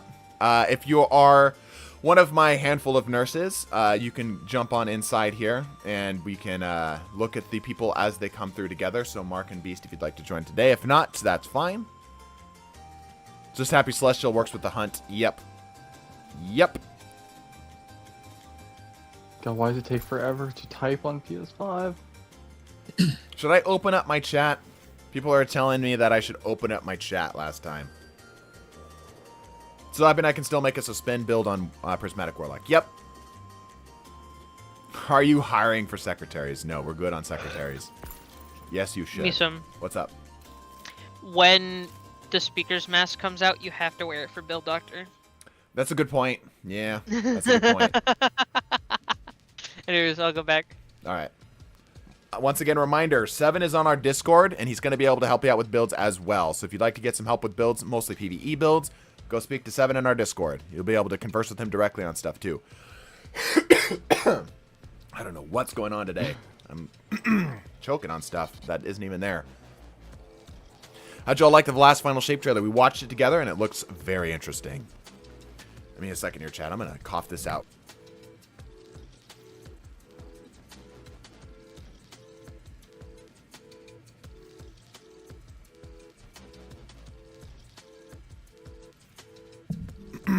All right, excuse me. Let's try this again, shall we? Damn, I'm still having trouble. What the hell is going on here right now?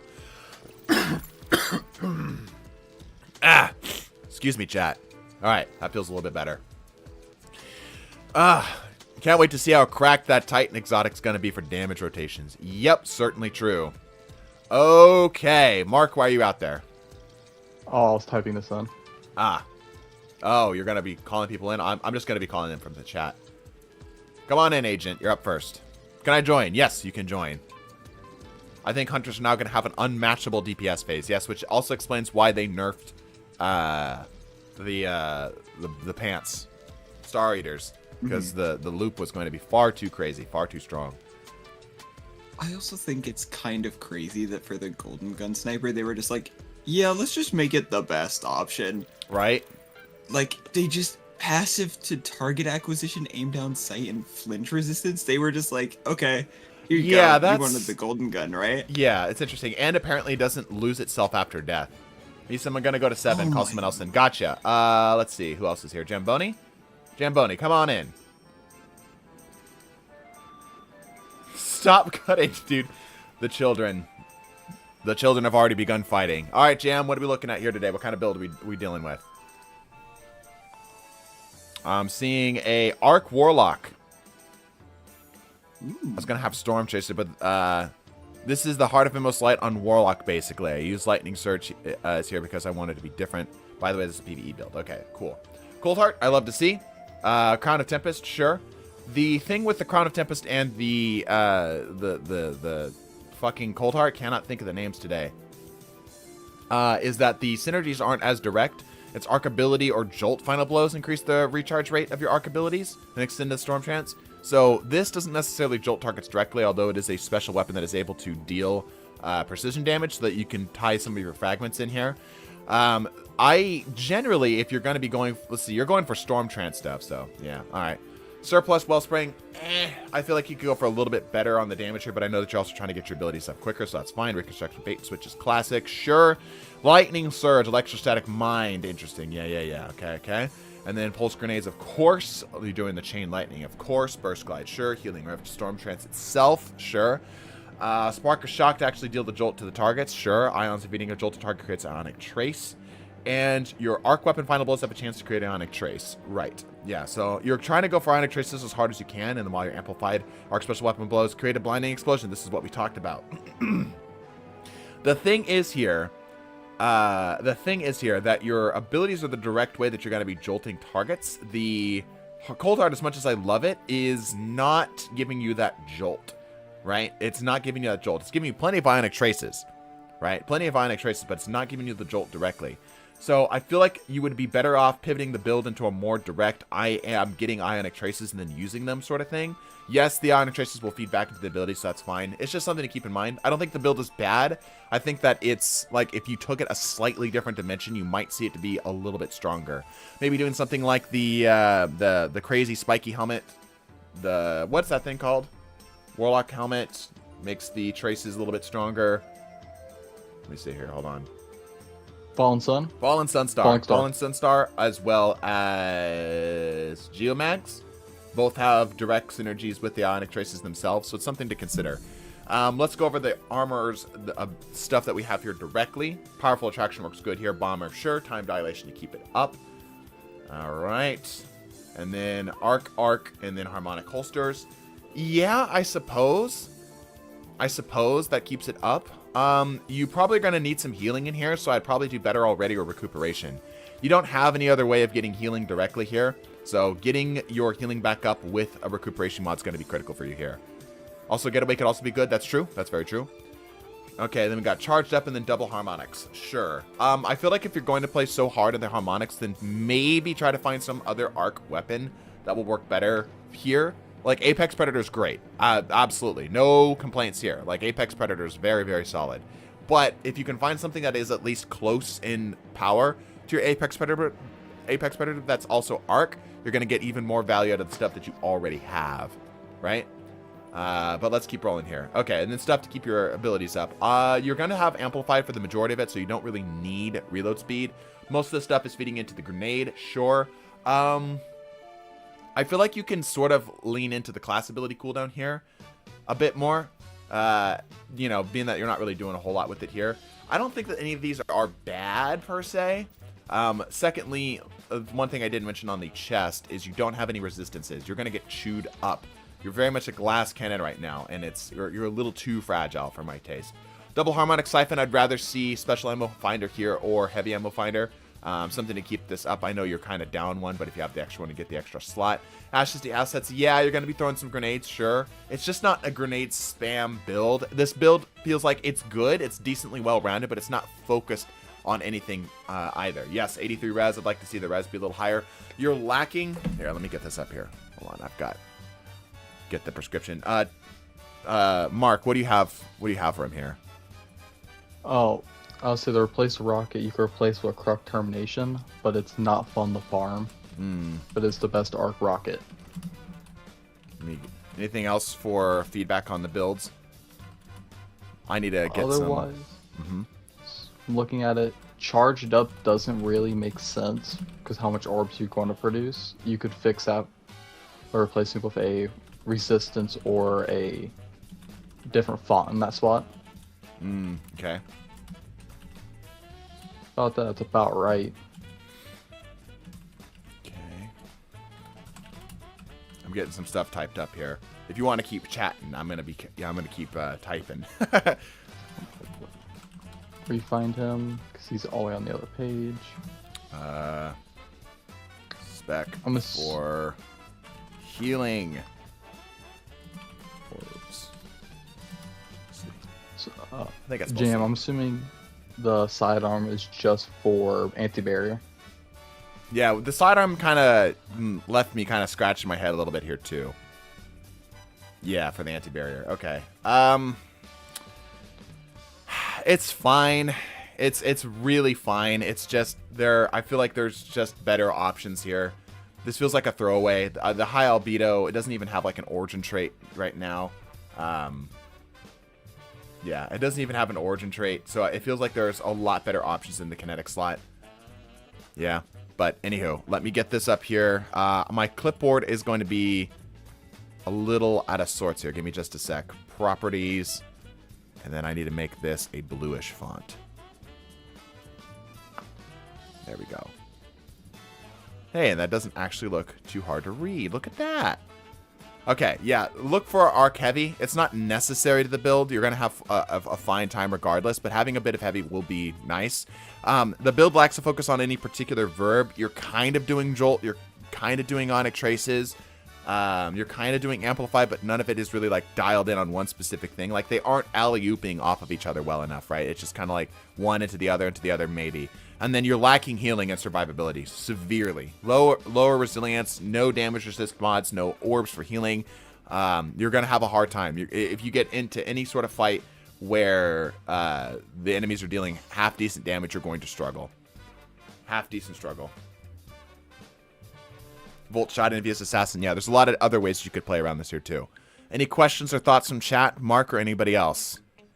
Also, if you want to do the reserves, unless it's a lockout game mode, have one chess piece of just reserve mods, and the other be your resistance. You keep the reserves until you die. That's a good point. Yeah, it's kind of a cheesy way to do it, but that is a way to go about it. It's very min-maxy, but it's a way to go about it. Everyone else in chat, good? All right, let's move on to the next one here. Hopefully that helps, Jam. All right. Next up, out Pizzas the Hut. You know that's not possible. You can't out Pizza the Hut, but sure, get on in here. Let's see what you got going on here. Pizza, what are we looking at here today? Or should I call you out? Probably pizza. It does, okay. Yes, I love Cold Heart, but get rid of it for the Indebted Kindness. Yeah, that's kind of the problem, too, is like Indebted Kindness is just ridiculously good right now. I love Cold Heart, but I think if you're going to do Cold Heart, you need to lean into the Ionic Traces. That's the best thing that it has going for it at the moment. Damage is half decent, and then a lot of Ionic Traces is really good. Strand Adclair. All right. Strand Adclair. Forerunner is a choice. Might I ask why, if you're trying to do a Strand Adclair, you do not have a Strand weapon? He's really going into the Halo weapons. Yes, he's very much Halo weapon guy. This is very Halo weapon guy, and I am willing to bet that if we pull this up where it actually loads his look, yeah, he's trying to do Master Chief as hard as he possibly can. So, yeah, Master Chief. Yeah, I get the Master Chief vibe here. I absolutely get the Master Chief vibe. But if you're trying to go for like a more serious build here, and like full respect for playing the Master Chief drip, right?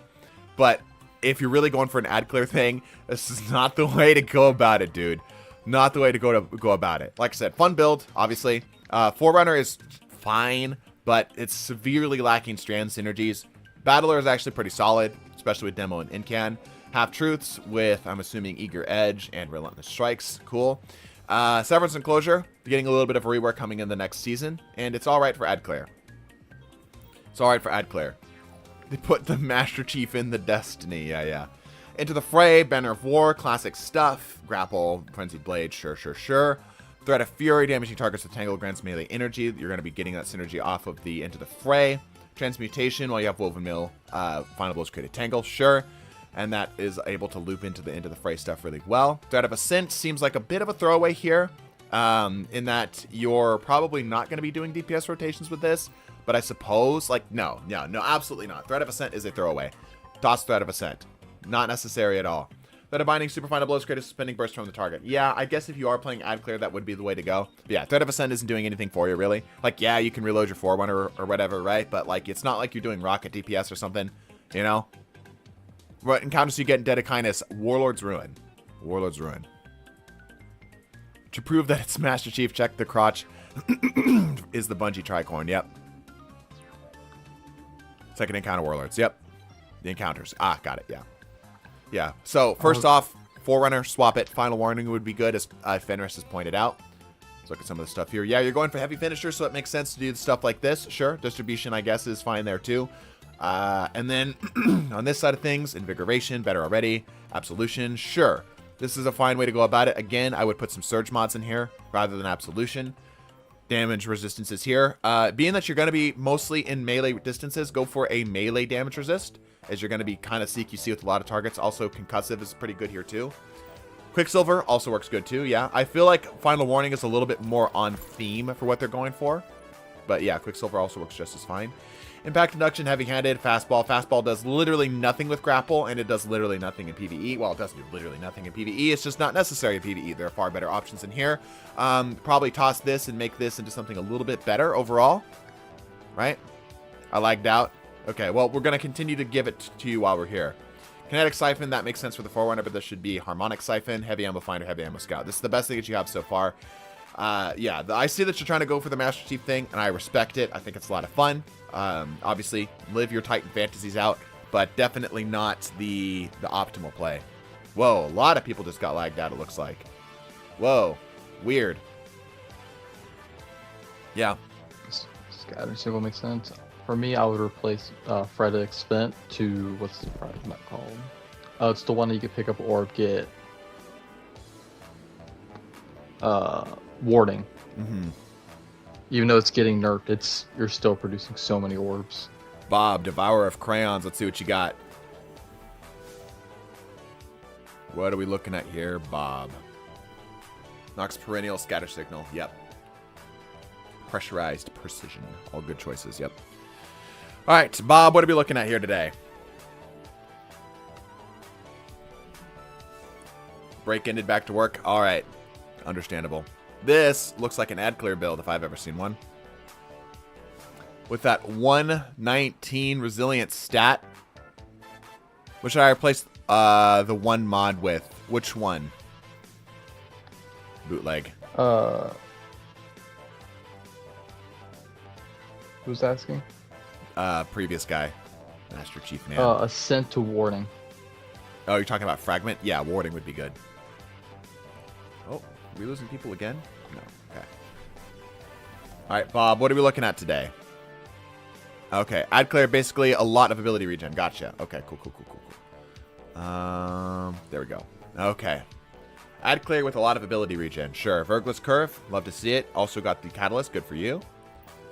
And then you can also shadow that with a Forbearance, which works decently. Ambitious Assassin Rampage is not the go-to role, I would say, but it is a role that works. Obviously, if you can, I'm sure you're probably looking for it, go for the Demolitionist role, because that will work better for getting your stuff back up.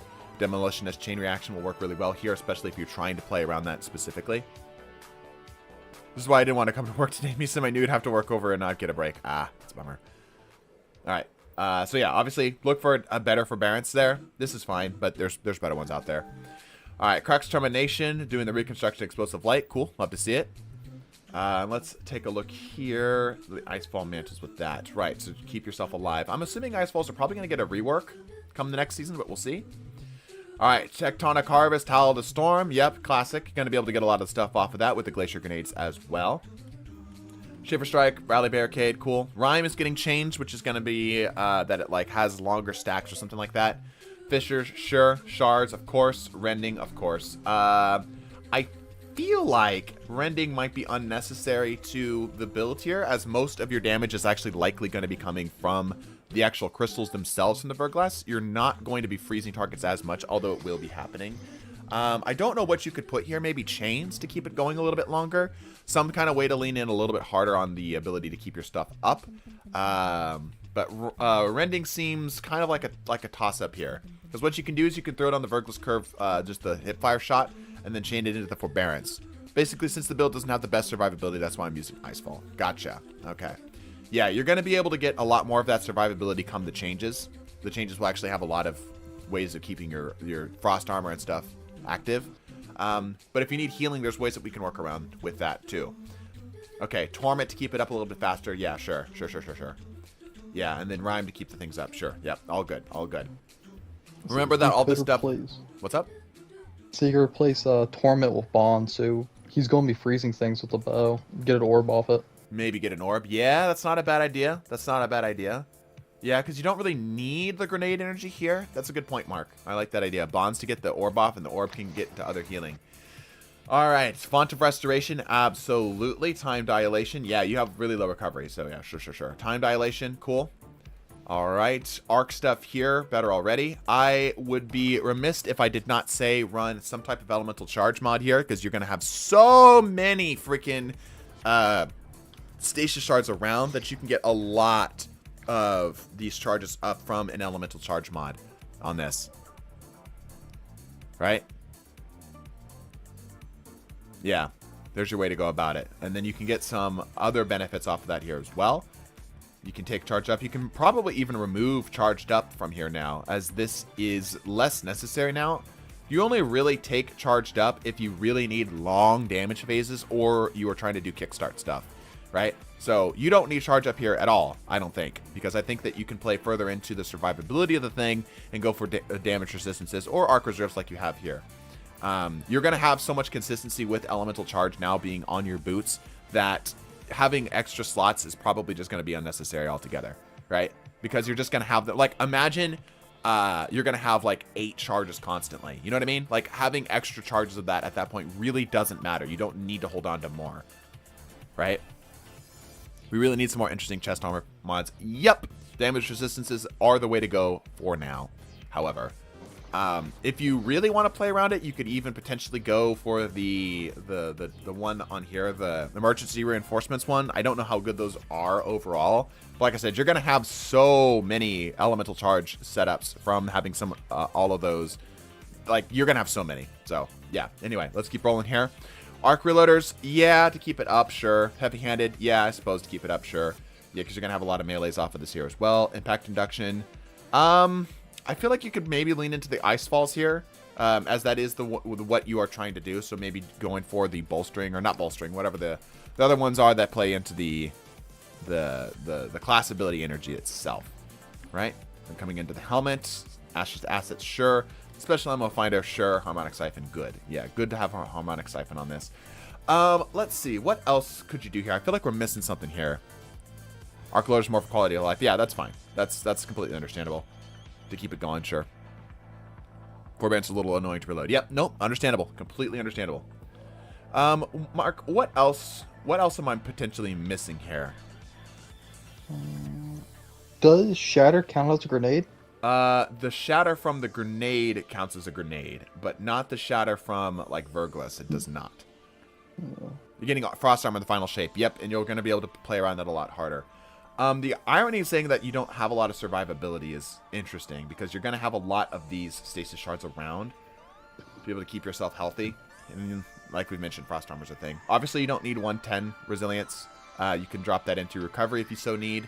That'd probably be best. I would probably pull that into my recovery slightly, and then I would probably pull a little bit of my discipline into recovery. Your stats are a little all over the place. D2 Armor Picker can help you out.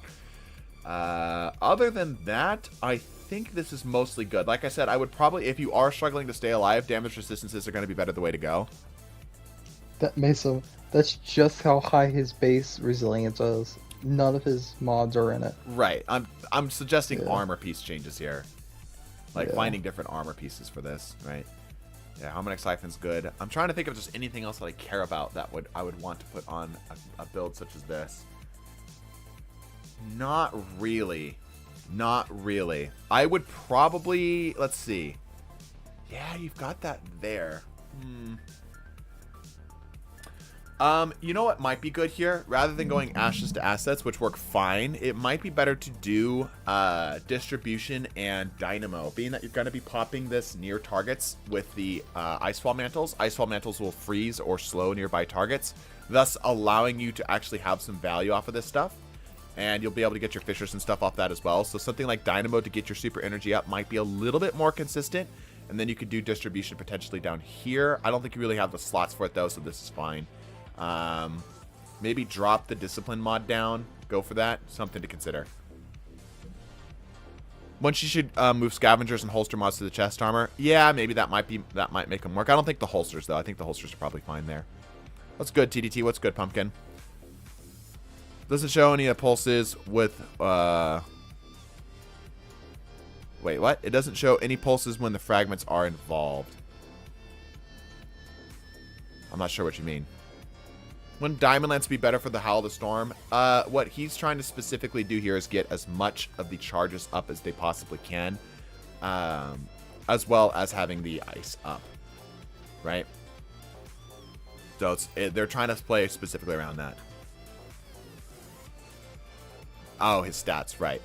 Yeah, so let me put up an official diagnosis here. Here.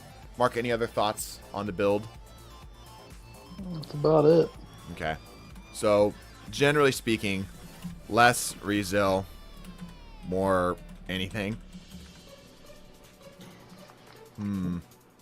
Yeah, we already talked elemental charge, but I'll put that in here. Elemental charges for basically armor charge.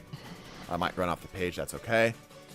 I think the forbearance could probably be a little bit better too if you're specifically trying to play around ability spam. It's not bad. Let's just say generally look for better forbearance. Hopefully I spelled that right. And what else? What else? Oh yeah, prepare for frost armor. Look over some of the notes. I don't know them all by heart, I'm sorry to say. Changes. Okay, let me get this up here. So, 1, 2. Yeah, slightly running off the page there. So, less resil. This is just going to require you to pick different armor. More of anything else, probably recovery, because your recovery is actually quite low if you're struggling to stay alive.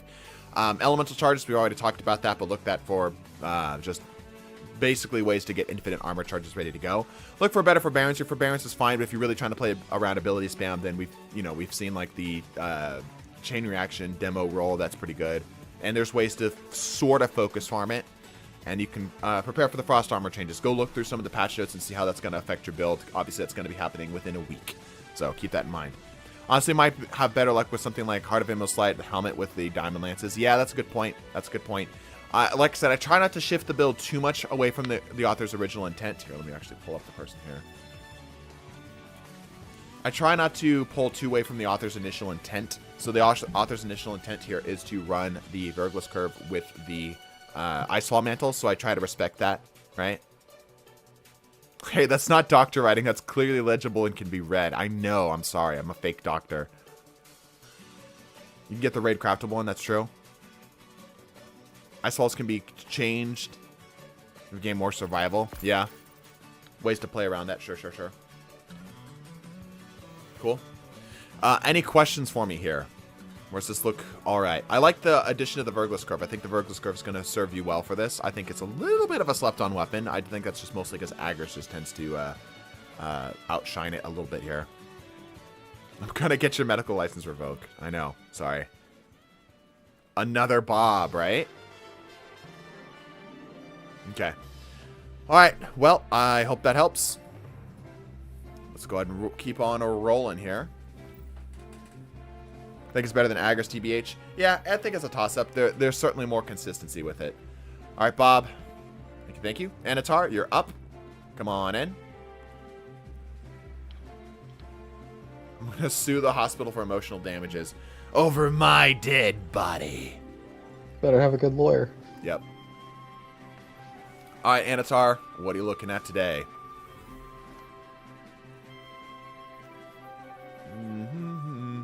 Once again, if you're in my fire team, do me a favor and bounce on out. This looks like a PvP build. Standard PvP build. You got it. So doing Lunas with Maghal, of course. Imperial Decree. Pugilist Swash is a choice. Pugilist Swash is a choice. Not a choice I would make. I'm just going to say that outright. Pugilist is whatever. Definitely not Smoothbore. Oh my gosh. Definitely not Smoothbore. Good gracious. Smoothbore is, sure, it gives you more range, but the increase in spread greatly reduces your effectiveness. I would take literally any other barrel option here. Literally any other barrel option other than Smoothbore. Smoothbore is bad. Very bad. 1762 Imperial Decree is an interesting pick, yeah. Swash, again, unnecessary. Shotguns are mostly going to be one-shotting anyway, so you don't need the bonus damage. Pugilist kind of makes sense, but the big thing that you're going for here for shotguns is uptime, swap speed, and range, right? Small bore, rifled barrel, yeah, all that will work good for you here. So, yeah. I would not be running these perks if I could help it at all. So, try something else. Try something else if you can help it. Maghal, Lunas, this is good. This, I think, is the first drop you get. This is the basic drop that you get. This is fine. This is going to serve you well. I know I'm going to shape one after this. Got it. Okay, sounds good. Colony, fun choice. Let's look what you're actually doing here. You're doing this with the Dune Marchers. And you're doing Knockout Juggernaut with an Arcbolt Grenade, sure. Seismic Strike, sure. Towering, Spark of Frequency. Yeah, I have mixed feelings about Spark of Frequency. Melee hits greatly increase your reload speed for a short duration. I just don't think it's necessary for PvP. Reload speed isn't something you are in critical need of. There's plenty of ways to keep your weapons loaded, and you generally should have your weapons loaded at least partially when you get into a melee fight, so I would think that this is unnecessary. As a shotgun, it can get slide opening. Yep. Feedback, yeah, this is fine. This actually works somewhat okay with the Dune Marchers, as this might be able to clear somebody out following the initial hit. So, sure. Instinct also plays decently well here in Haste. Yeah, this works fine. Haste is bumping it up by 3.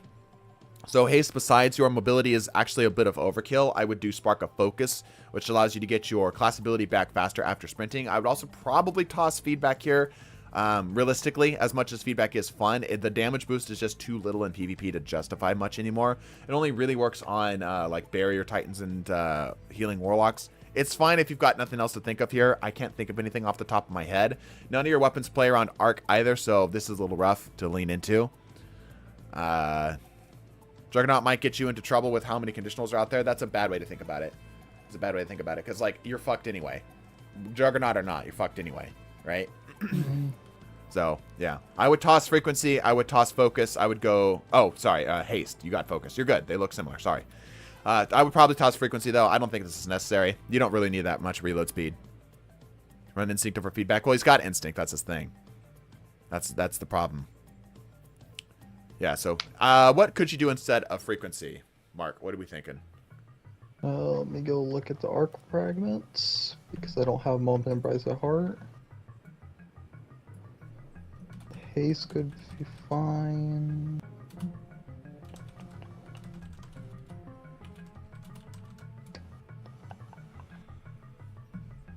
Bro, it looks like he's trying to be pure aggression. Spark of Resistance. Yeah, Resistance actually probably has a little bit more value. It's a bit more boom bust, but the potential to survive a double punch is good. It's pretty darn good. Let's see. I can't think of anything else off the top of my head. Oh, yeah, better shotgun. Get better shotgun. I'm keeping my notes here as we're going along. All right, cool. I suggest testing the colony if you're going to go higher level PvP. In 6, it's fine and funny, but in comp and trials, it's not going to be useful of anything like conditional. Yeah, true. That's a good point. Maybe do something like even just as the simple Wardcliff Coil. It's a classic, but it's going to be a little bit more point blank. Just a basic jail is pretty good too. I agree. Actually, that's a good point. That's a very solid point there, Pumpkin. Let me see here. I can see what he's going for with the double shotgun thing. Yeah, it's just not worth it though. It's just not worth it. Okay. I get 35 handling for 3 seconds, but 20% off a shotgun kill for back in the melee. Right. Let's look at the armor here. Rapier, good. Distribution, yeah, I guess. I feel like distribution's a little hard to play around in PvP. They have to be within threat detector range of you. And to get all of your stuff back versus like consistently having one, I prefer to consistently have one. In your case, probably melee. So this will help out. You can even double stack it because this is, you still have the slots there for it. Let's keep going. Kinetic loaders, good call. Recuperation, sure. Absolution, sure. Good calls. All right. Unflinching solar, unflinching kinetic. Yep. No complaints there. Dexterities. Yep. Impact induction, momentum transfer. Sure. Allows you to kind of feed into themselves a little bit better here. You don't really need anything else in here, I don't suppose. I tend to prefer having like fastball, but that's just mostly because I've been running fastball for so long. I feel kind of like, you know, desperate without it. But yeah, this will work. This will work fine. This will work fine. Also, consistency too. Colony isn't the greatest when it comes to guaranteeing a kill. Yeah, it takes 2 shots. 2 shots from the colony. And it's assuming it doesn't, you know, blow up awkwardly. Kinetic targeting, kinetic siphon, and solar targeting. Yeah, if you really are playing around the melee, we've talked about how hands-on now actually works. So you can get a little bit of extra energy off of this. I don't know what I would use it for, so I suppose this is all fine. Yeah, the mods seem fine. I think I would probably go for slightly higher mobility too, just purely for the strafe speed. Your stats are also just shy of being like great in any one area. 8 resilience is unnecessary for you. You need 7 or 10. Nothing really in between, right? If I could, I would bump that resilience down to recovery. 100 recovery is very noticeable. Discipline's fine. Intellect's fine. Strength is fine. Obviously, you could masterwork 1 more piece, and then you'll have that bumped up to 6. So that's good, right? Okay. Any other thoughts from the chat here, or does this seem pretty darn good? Drip seems fine, by the way. I like color coding my stuff. Seems like you're just running one shader. Looks fine. Non-offensive. We good, chat? Let's get the clipboard up. There we go. So, optimized fragrance. We already talked about that, so I'm just going to refer you to the VOD. And seems like you've already done them. Alright. Get a better shotgun. The shotgun synergy with the melee is cool, but it's just not necessary. It's just overkill. Pugilist is fine if you really want to spam melees, sure. But again, I feel like that's a little unnecessary. Different heavy. We talked about that. Prepare for the frost armor changes. Ha! Lol. As I was saying, there's updates, right? Bruh. Hold on. There we go. Yeah, that'll be good. That'll be good. So that's the things I would focus on there. We've talked about the fragments and such. I think that this as a whole is just this more for my PvP off meta build here. I think the build as a whole is just maybe not the most interesting. I feel like the Arc Titan has a lot of really cool flavor that you can really pull out of it. And this feels just like basic Titan. So just something. Just something. Also, general PSA to Titans, prepare for the frost armor changes regardless of behemoth or not. Actually, though. Predict a lot of frost armor for prismatic PvP builds, yeah. Yep. Cool. Anatar, I hope that helps. Let's go ahead and get the next person in here. Looks like Game Dicey. Gamer Delicacy. Gamer Delicacy. It's hard to read behind everyone in this chat. Alright, Gamer, what are we looking at here today? What are we looking at here today? Point contact. A point of contact. That's cool. We don't see point of contacts much anymore. Alright. Doing this with the Monte Carlo. Sure. Obvious melee synergies here. What are we looking at here, Gamer? This looks like a PvE build. But I want to hear what your official message is about this.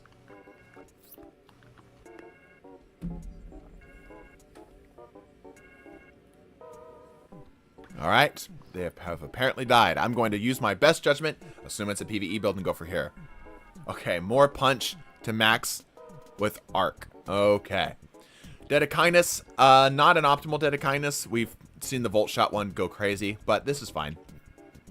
Hammerhead, 4 times a charm, impact reserves. Yeah, I would say that there are great arc weapons out there. So again, this is a situation where if you can get both arc weapons, this could be really good. This Hammerhead's just okay. DPS-wise, it's not really anything to write home about. Ad clear-wise, it's fine.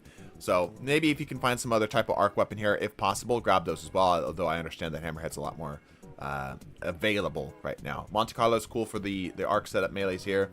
Sure, Knockout, Touch of Thunder, of course, Pulse Grenade, and of course Thunderclap because we're doing this specific exotic. Rally Barricade, Resistance because you're going to be in the middle of things. Feedback, I suppose, too. Arc of Magnitude, Amplitude, and Feedback, I apologize, and Ions. Feeding a jolted target creates Ionic Trace. You're not jolting targets. It's not happening. This is a waste. There's no places in your kit that you're currently jolting targets.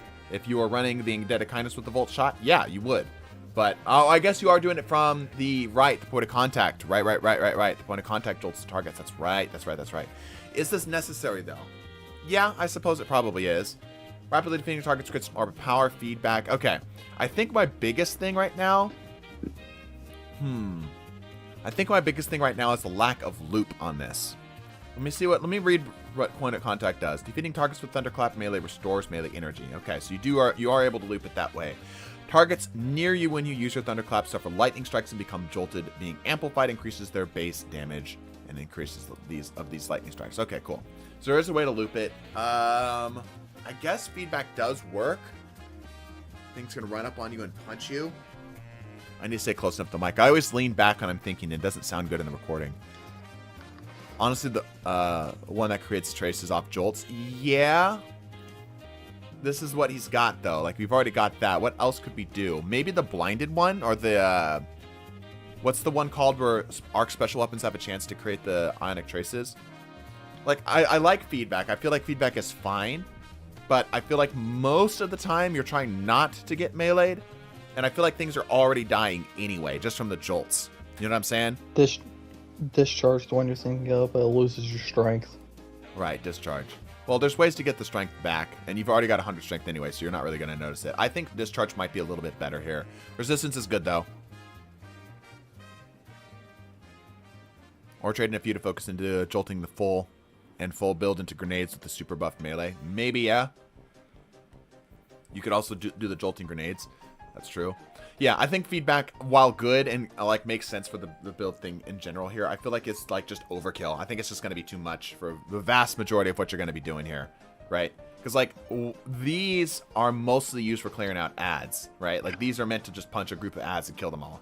Bigger targets can be killed with this, but I feel like if you're gonna do bigger target type stuff, you tend to go more like Worm Gods or whatnot, right?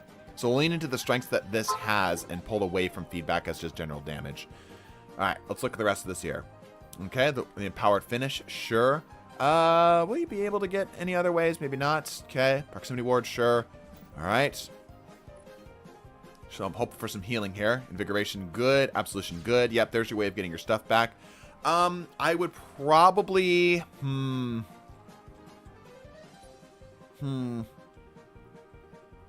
Yeah, I suppose this all works.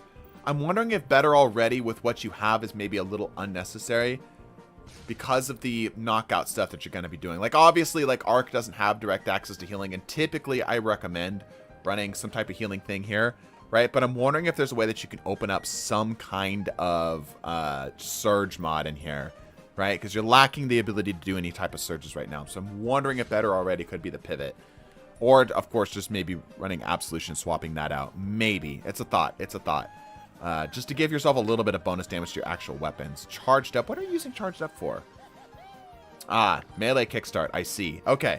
Well, if that's the case here, I need to know the specific math. Mark, can you pull up like a light.gg or the blueprints or whatever it's called? Foundry. As to how... Foundry's only weapons. Then light.gg. To look up what heavy-handed versus melee kickstart does percentage-wise. Like, does double stacking heavy-handed mean more? Like, that's super, right? So no, actually, no. Hold up. I answered my own question. Double melee kickstart rather double-handed heavy-handed, right? Because double heavy-handed increases the potency of the orbs generated, But if you want to stack more melees, then double kickstart would be the way to go. Right? Because you just need orbs. You don't need the orbs to be powerful. One heavy-handed would give you 0.8% for an orb. 2 is 1.1% of super for an orb. Right. Yeah. So unless you're trying to play around... Doesn't heavy-handed reduce the cooldown? That's a good point. Does it say anything about reducing cooldown, Mark? No. Nothing about cooldown. I don't think that's the case. I think that's only Reaper mods. But I could be wrong. Chat, do you guys have more info on that? Oh, it says in the text, it could be multiple copies to increase the potency of the orb generation. Reduce the duration of cooldown. Yeah. Okay, yeah. I just can't read. Literacy is not my strong point. Yeah, good point. So, yes, that's true. Doesn't say anything about how much of a cooldown reduction it is.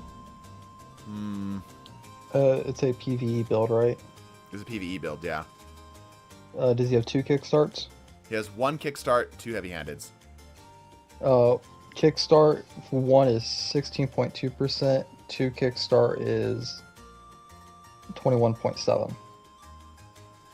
Significantly less than kickstarts. I see. But that's depending on how many stacks. So if you had all 6 stacks, it's a 45% of your ability back. Right. That's a tough one. I would say do some experimenting with this and see which of the 2 you prefer. You're not going to need anything else here other than to play around this. Yeah, and you're trying to get the charged up stuff to be firing off for you. Sure. Yeah. Yeah, okay. Let's keep going here. Hands-on, sure. Kinetic Siphon, sure. And Harmonic Siphon, sure. I might go for a Finder here instead of these. Like, I guess you are trying to get orbs to keep the thing going, so yeah, I guess that's fine. It's a cool build. I actually really like how this is set up.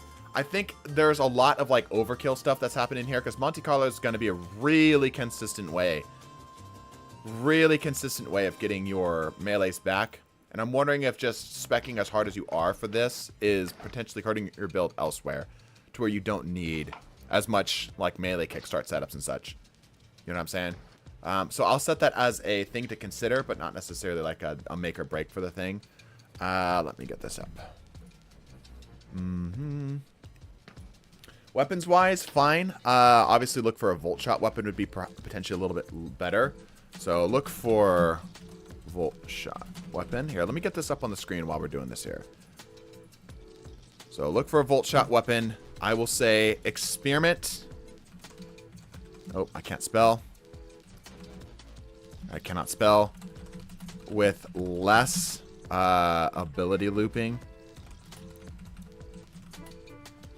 Just to see if it's not necessary. And lastly, I would say potentially try playing around a little bit more on the ionic traces rather than the feedback stuff. As much as feedback is valuable, I feel like it is just overkill. I'm just going to say generically, watch for overkill. Okay? I think he really just needs an arc rocket truck combination hothead, and his build will already improve massively without the main fine-tune adjustments. Yeah, I agree. I agree. It's possible to get a Song of the Eerie Ute with this type of build, the Mini Thunderlord with a Volt Shot and the Origin trait. Yeah, that's a good point. It's a good point. So, yeah, the build's good. I just feel like there's a couple areas where it's a little extra in potentially a bad way. And there's a couple weapon choices that could be better here, too. Good. Any other questions here for me, gamer?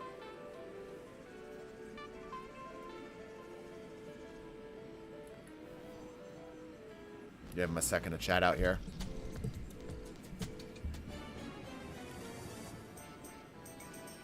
Nope, all good, TY. Excellent. Yeah. Like I said, the build's good all around. Most of the things that we're doing here is just trying to make sure we don't accidentally do overkill, which is the only thing I'm really worried about the build. But I'm not worried about the build like not functioning or not having X, Y, or Z. A couple months since I hopped on to D2, but wouldn't like an Iculus SMG be good for the weapon for the build? Yes, but Indebted Kindness, if you can, like, Indebted Kindness is insane. It's almost worth it over just not having the Volt Shot. And I imagine that's probably what they're doing. All right, second Bob. What's up, Bob? What are we looking at here today? Let's say Indebted Kindness is literally just more ammo than a lightweight sniper with the same DPS. Yeah, it's crazy. A Symmetry build, huh? With Cadmus Ridge? Interesting. PvP, Stasis Titan, prep for the update, kinda, alright? Let me remind myself what Cadmus Lance Cap does, as I'm sure plenty of people at home don't know what it does either. Diamond Lances create stasis crystals on impact when thrown, more crystals created by hitting bosses and vehicles. While using the stasis subclass and behind your rally barricade, rapid precision hits and combatant final blows with a stasis weapon creates a Diamond Lance near you. So that's what I thought. That's why I wanted to read this. This requires a stasis weapon, of which we do not have. We do not have here at all. Reese Walker, nah, it don't. It don't what? It don't require it? The kills do? Alright, well then it's specifically contrary to what the perk description is here. Because the perk description is pretty clearly precision hits, combatant final blows with a stasis weapon. You see Cross's latest video? No. So here's the thing about content creators I've learned, and this is not just a me thing. I thought it was just a me thing. But most content creators don't watch other people's content. We don't need to. We already know all this stuff. There's only a handful of times it ends up something surprising us. Or it's something like more of just kind of for fun. It says it does, but I swear to God if it worked generated with Symmetry. Yeah, worth testing. Just take it to a private match and test it real quick. It's the precision hits and PvP that generate the lances already. Right. Might want to test that. Yeah, worth testing because it says stasis, but you know, Bungie's been loose about that in the past. Cross out, I got to play the final shape early, Fallout 2. Yep, and we have discussed some of the exotics earlier in the stream. So yeah, go test that out. Obviously, I'm going to put that as like an asterisk in here. Let me get this wrote up here for you. Reese Walker, Iron Reach, Slide Shot, good stuff. What does Slide Shot do again? Does that increase the range? Or is that just... Yes. Okay, yeah, because I know there's that and there's the other one. Let's say test. Lance. The difference between them is Slide Ways has a cap on it. Slide Shot you can repeatedly do. Ah, gotcha. Okay, cool. Sprint Grip, I suppose I prefer, generally speaking. Come here, Mike, what are you doing? Mike's not arguing with me. Generally speaking, I will say Quick Access Sling is generally the way to go. Sprint Grip is fine, but I think Quick Access Sling is a little bit better, personally. Symmetry, getting a buff. Love to see it. Don't have the Catalyst. That's unfortunate, but it is a fun scout rifle. I feel like it's a little bit slept on. It's not as bad as people make it out to be. I'll put it that way. It's not slept on. That's a bad way to put it. It's not as bad as people make it out to be. All right, Falling Guillotine, Vorpal, Eager Edge. Sure, great choice for this year too. There's, of course, the Diamond Lance. So, you know, this is good. And then we got the Cryoclasm right here. I believe this allows you with... Somebody can correct me. I believe with the Cadmus, you can actually not take the Diamond Lance, and it'll still work. Like, you can still generate Diamond Lances. It just won't generate in the same way. This just requires stasis... shatter defeats or targets defeated with stasis abilities or weapons to create the Diamond Lance. I believe you can do it without it. So something to consider if you really want to min-max this. And being that you're not running a stasis weapon and you're not really going to be shattering targets, I suppose you're going to get cold snaps off. Maybe. Might be something to consider. Maybe doing something else for this. Cryoclasm's getting a buff, which is cool. Cool. Hedrons, sure, to get your boosts up and such. Torment to get some grenade energy back. Refraction, feels a little bit like a throwaway. Bonds is not necessary in PvP. I know what you're going for here, but like the orb isn't really worth it. It's hard to make this work super duper consistently, and especially because you don't have a great way of looping this in other than just simply taking Torment. I would probably end up taking something else here. Bonds is just hard to play around. It's fine, but I feel like there's better options in here. Fraction also seems kind of like a toss here. Fissures, yeah, I suppose, to get nearby targets with it as well. You could do Shards, because I believe Shards also works on shattering targets. I don't think it's just crystals. I think it also works on shattering targets as well, if I remember correctly. Don't know if it works or not, but probably going to get test that tonight with the Lawrence bug. So, yeah, Refractions definitely, I would go for something like maybe Chains. Chains is also going to get changed with everything here. Also, don't forget that Whisper of Chill is going to be a thing, so maybe you can take that over Bonds. But this is... it's fine. Yeah, I don't know how you feel about bonds. I personally am not a huge fan, and that's somebody who has a build that is explicitly like freezing and shattering every 3 seconds. All right, we got the Orb of Font of Restoration here with the Reaper mod. Okay, got no other ways to play into it. Looks like Absolution with the healing here. Yeah, I guess.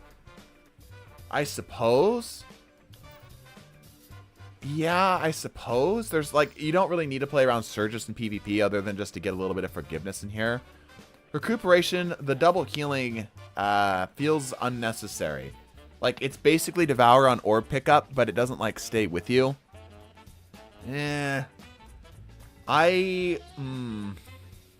even legitimately maybe going for a mobility mod in here might also feel a little bit better, but that's kind of a personal thing. I would probably go for just grenade pickups and maybe drop down your discipline stat, put it into your recovery a little bit. And then you can get that consistently looping on itself a little bit better. You have very little intellect too. I know the super's not the greatest, but it's at least worth having. Whereas right now you're never you're gonna get it once a game. You know? Unflinching's only on your arc. I would put 1 to the shotgun. It helps. Trust. Kinetic, fastball, sure. Yeah, all for dexterity, sure. And then targeting's for this, sure. That's fine. So yeah, I think the big thing here is probably getting pulling away your discipline stat a little bit and going a little bit more into recovery, and then putting the orb pickup gives you grenade energy on the boots. That'll help out. Once a game, more like once a day. Yeah, real. You have to really frag out with 11 seconds. Yeah, that's rough. So, yeah, that's what I would recommend here. Let me get this up on the notes.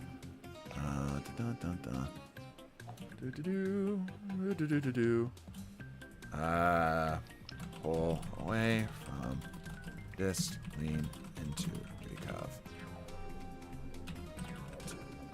Okay. What else here? We talked about the fragments. I would experiment with other fragments just to see how they feel.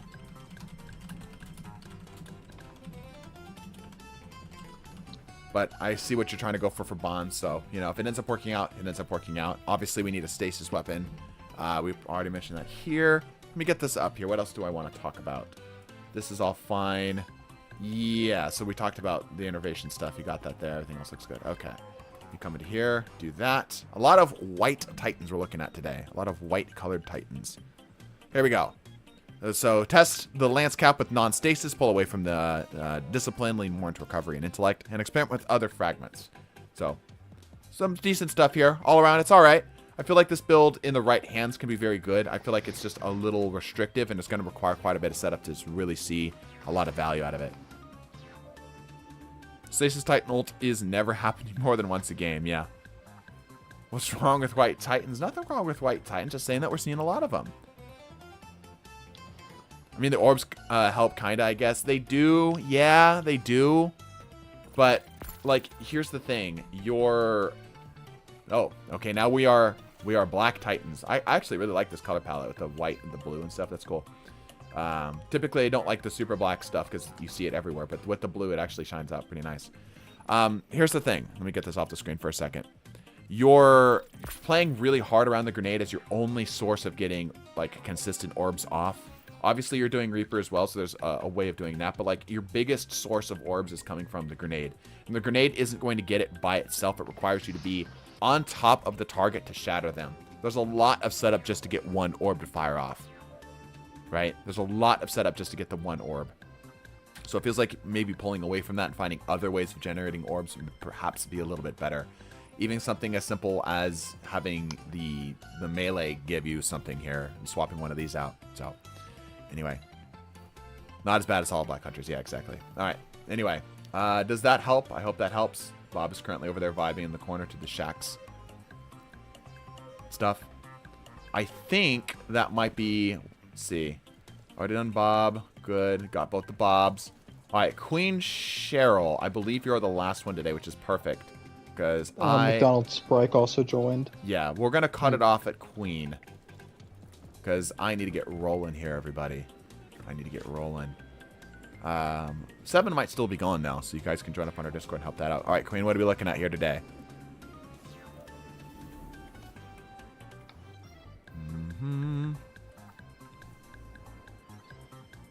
Okay. Armamentarium with the Vex Caliber. Interesting. Armamentarium Vex Caliber is an interesting choice. What are we rolling with here? So I'm going to get a bit of input on my build. See you then. Yeah, sorry, Sprite. Sorry, Sprite. 7 might still be going, though, so roll into the Discord. You might be going after I'm done. Probably going to play 7 if isn't with my other build. Yep. Yeah, we're still helping people out. Execution nades, that's what he's going for. Combo build, focus on the armamentarium stuff. Got it. Okay. Gotcha. Shoot the loot kinetic shimmers. Alrighty. The corrective measure here, beating Frenzy Firefly. Vex Caliber. Alright. We've seen some Void Titan stuff. Let's see what we can do here. Offensive Bulwark controlled demo. Okay. We got the scatter grenades. Okay, now whereas the other build was trying to lean into the grenades and it was kind of awkward because the build was like so heavily focused on melees otherwise, this makes a lot more sense to have the grenades be a bit more of the focus here because we're playing around the armamentarium. It's going to be a little bit more consistent. Also, the orbs are going to be generated off of grenade kills now by default on the armamentarium with the update. So this makes a lot more sense all around. Shield, bash, scatter grenade, catapult, sure. Your overshields last a little bit longer. I feel like this is nice if this were a PvP build. Otherwise, the overshield lasting longer is kind of unnecessary. Reason being is that you can consistently trickle in and refresh yourself with the Vex Caliber. It's not a bad pick, but I feel like if you experiment with this and see that it's maybe not necessary, it's worth something, you know, worth investigating a little bit. Do you see what I'm saying here? Undermining, sure. Echo of Exchange, okay, and Starvation. So what we could do is we could do Harvest in here. We could find a way to get Harvest in here, and that way the weakening grenades also generate an orb. I'm willing to bet that it's probably not necessary, but that does give you 2 orbs, so something to think about. To potentially swap out Persistence if that ends up feeling overlap. By the way, Kickstart mods don't work with multiple grenade charges, so I don't have any. Ah, okay. Cool. But you see what I'm saying here? Because you're weakening targets, you could try to find a way to run Harvest, and that will lead into the Starvation a little bit better potentially as well. But if Persistence isn't working out, that's fine. So kind of a gridlock in there, I suppose would be a way to describe it. Reaper, sure. I'm not a huge fan of Reaper. You're not playing Bastion, so you're actually going to get this relatively consistently. I would much rather take Time Dilation instead of Reaper, being that especially because you're going to be getting orbs pretty consistently off those grenades. And you're looping the grenades pretty well too. So, okay, better already. Innervation, stacks on stacks. Sure. What are you doing for the stacks on stacks? What actually are you using stacks on stacks for? Font of Focus to get the grenade up a little bit more. Yeah, you're not doing kickstarts. Sure. Okay. All right, Kinetic Siphon assets. Yeah. Okay. All right, I've got a pretty good idea here. Let's work from the bottom. Like I said, I don't like Reaper on anything other than a Hunter, really. It's fine. It's just slow. So Time Dilation, I feel like works a little bit better. You also are doing Font of Focus, so that'll last a little bit longer. Now you might consider pulling away from stacks on stacks, maybe. Because here's the way to think about it. With stacks on stacks prior to Time Dilation, you had 1 orb picked up was 20 seconds. Now you could potentially toss stacks on stacks, and now 1 orb is giving 15 seconds, even without the stacks on stacks ready to go, right? So it's slightly less time overall, but this could open you up to more surges as a potential option. Or you could just go crazy with it and have a shit ton of grenade energy and have stacks on stacks as well, giving you 30 seconds, right? So, I personally prefer having a bit of surges on stuff, because it also buffs the Vex Caliber's damage too, right? That's my personal take, and I feel like you could, being that you are able to get those all into the same time limit, both the fonts and the surges all stacking together at the same time, it works well there. Basic resistances here, although I would highly recommend a melee resistance in here. Actually, let me go ahead and put that in my notes. Melee resistance is going to be great for a build, even if you are just running Vex Caliber and not planning on going super duper hard in on the melees. You will be meleeing stuff. Like it's gonna be happening. Vex Caliber encourages you to melee stuff, right? So grab a little bit of melee resistance in here. There you go. Oh, also, yeah, the Lucent Blades, good call. I'm gonna say experiment. Oh, let me remember everything I need to talk about. Experiment. Got anything to comment on this, by the way, Mark? I was trying to find the set momentum put on the bolstering detonation. Set a momentum put on bolstering. Yeah. What are they doing, actually, if they're not doing bolstering? Oh, they aren't. It's on. Oh, that's weird. Yeah, you're so right. Yeah, why not bolstering? Oh, I guess it's going to be on the armamentarium, right? That's with the update. That's going to be the thing, right? We have shut down Mark. Okay, let's see here. Let me put some notes in here. Experiment. Oh, stacks on stacks.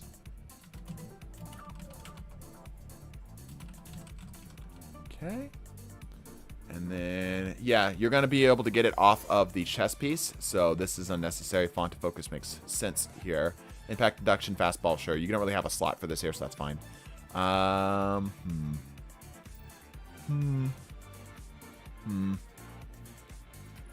many more patients will be taken in? This will probably be our last one.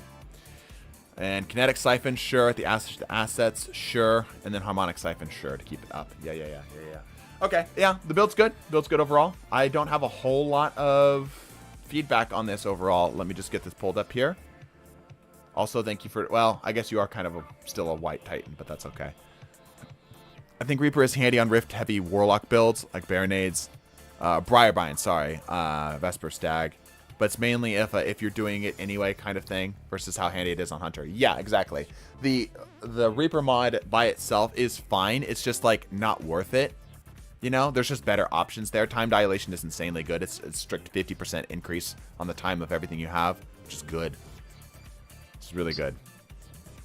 Thruster Titans can make use of it because its cooldown is so low too. Yeah, that's a good point. Still arguably better on Thruster Titans. Yep. Cool. All right, but yeah, just mostly some experimental stuff. I think the build overall is pretty fine. I have not a lot of stuff here, just, you know, some basic experimentation. The big thing is just seeing if that you can squeeze a little bit of more value out of this by simply pulling a little bit away from the uptime of your overshields, because you're going to have that with the Vex Caliber. You can kind of keep trickling and feeding the shields in here, and maybe pulling it into other places. And then lastly, seeing what you can do without stacks on stacks. If you want to keep it as is, that's fine. And we've already talked about the Reaper mod there as well. Okay. Not true at all. Titans arguably have the best potential on fashion. I see. Okay. I think that is probably going to wrap us up here today. Here, would you like a fist bump? Would you like a fist bump in these trying times? Any other comments or questions here for me? Yeah, cool.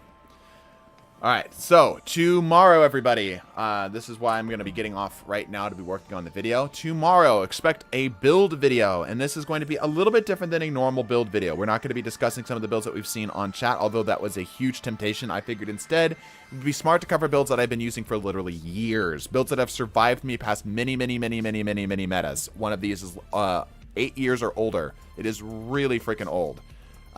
So lots and lots of builds. Well, strong builds, put it that way. Very strong builds. And one for Hunter, one for Warlock, one for Titan. So disappointed my build isn't in the video. I know, it was really hard. Guys, it was a really hard choice. It was a really freaking hard choice because there were some really good builds.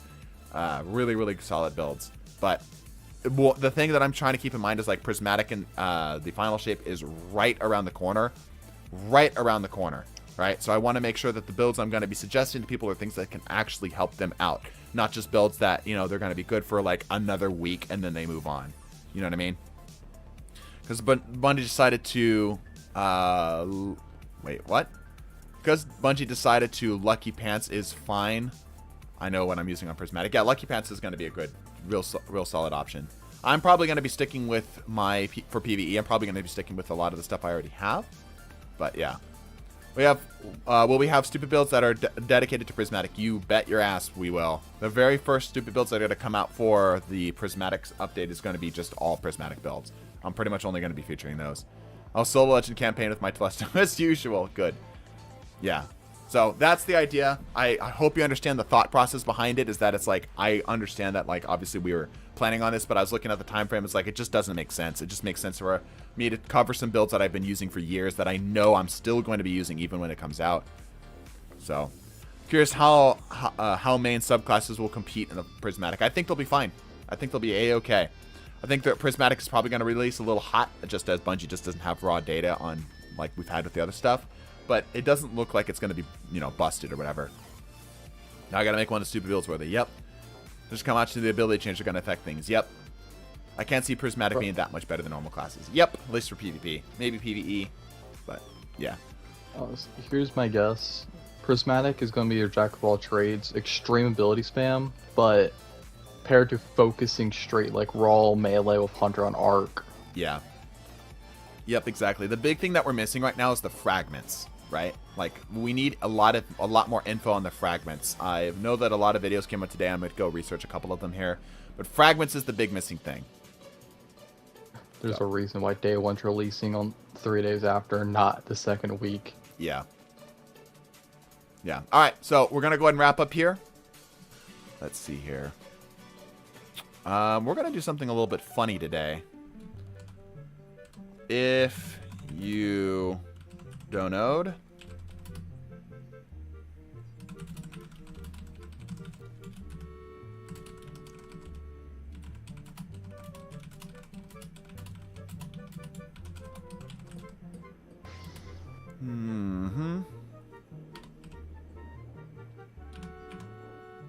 yeah. You said the points aren't supposed to be pay to win. Yep. Don't worry. Give it a sec.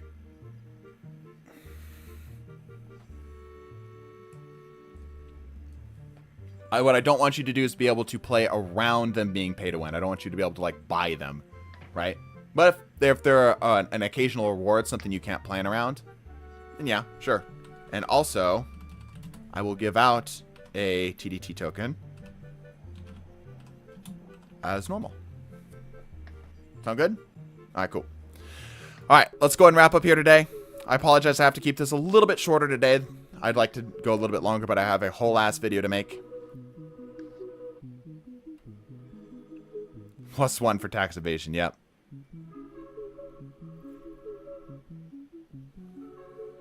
Alrighty. Alright, everybody. This was fun. Hopefully you guys got some help set up for the prismatic stuff that's going to come. Super excited for the new exotics. Bless your faces. Deuces.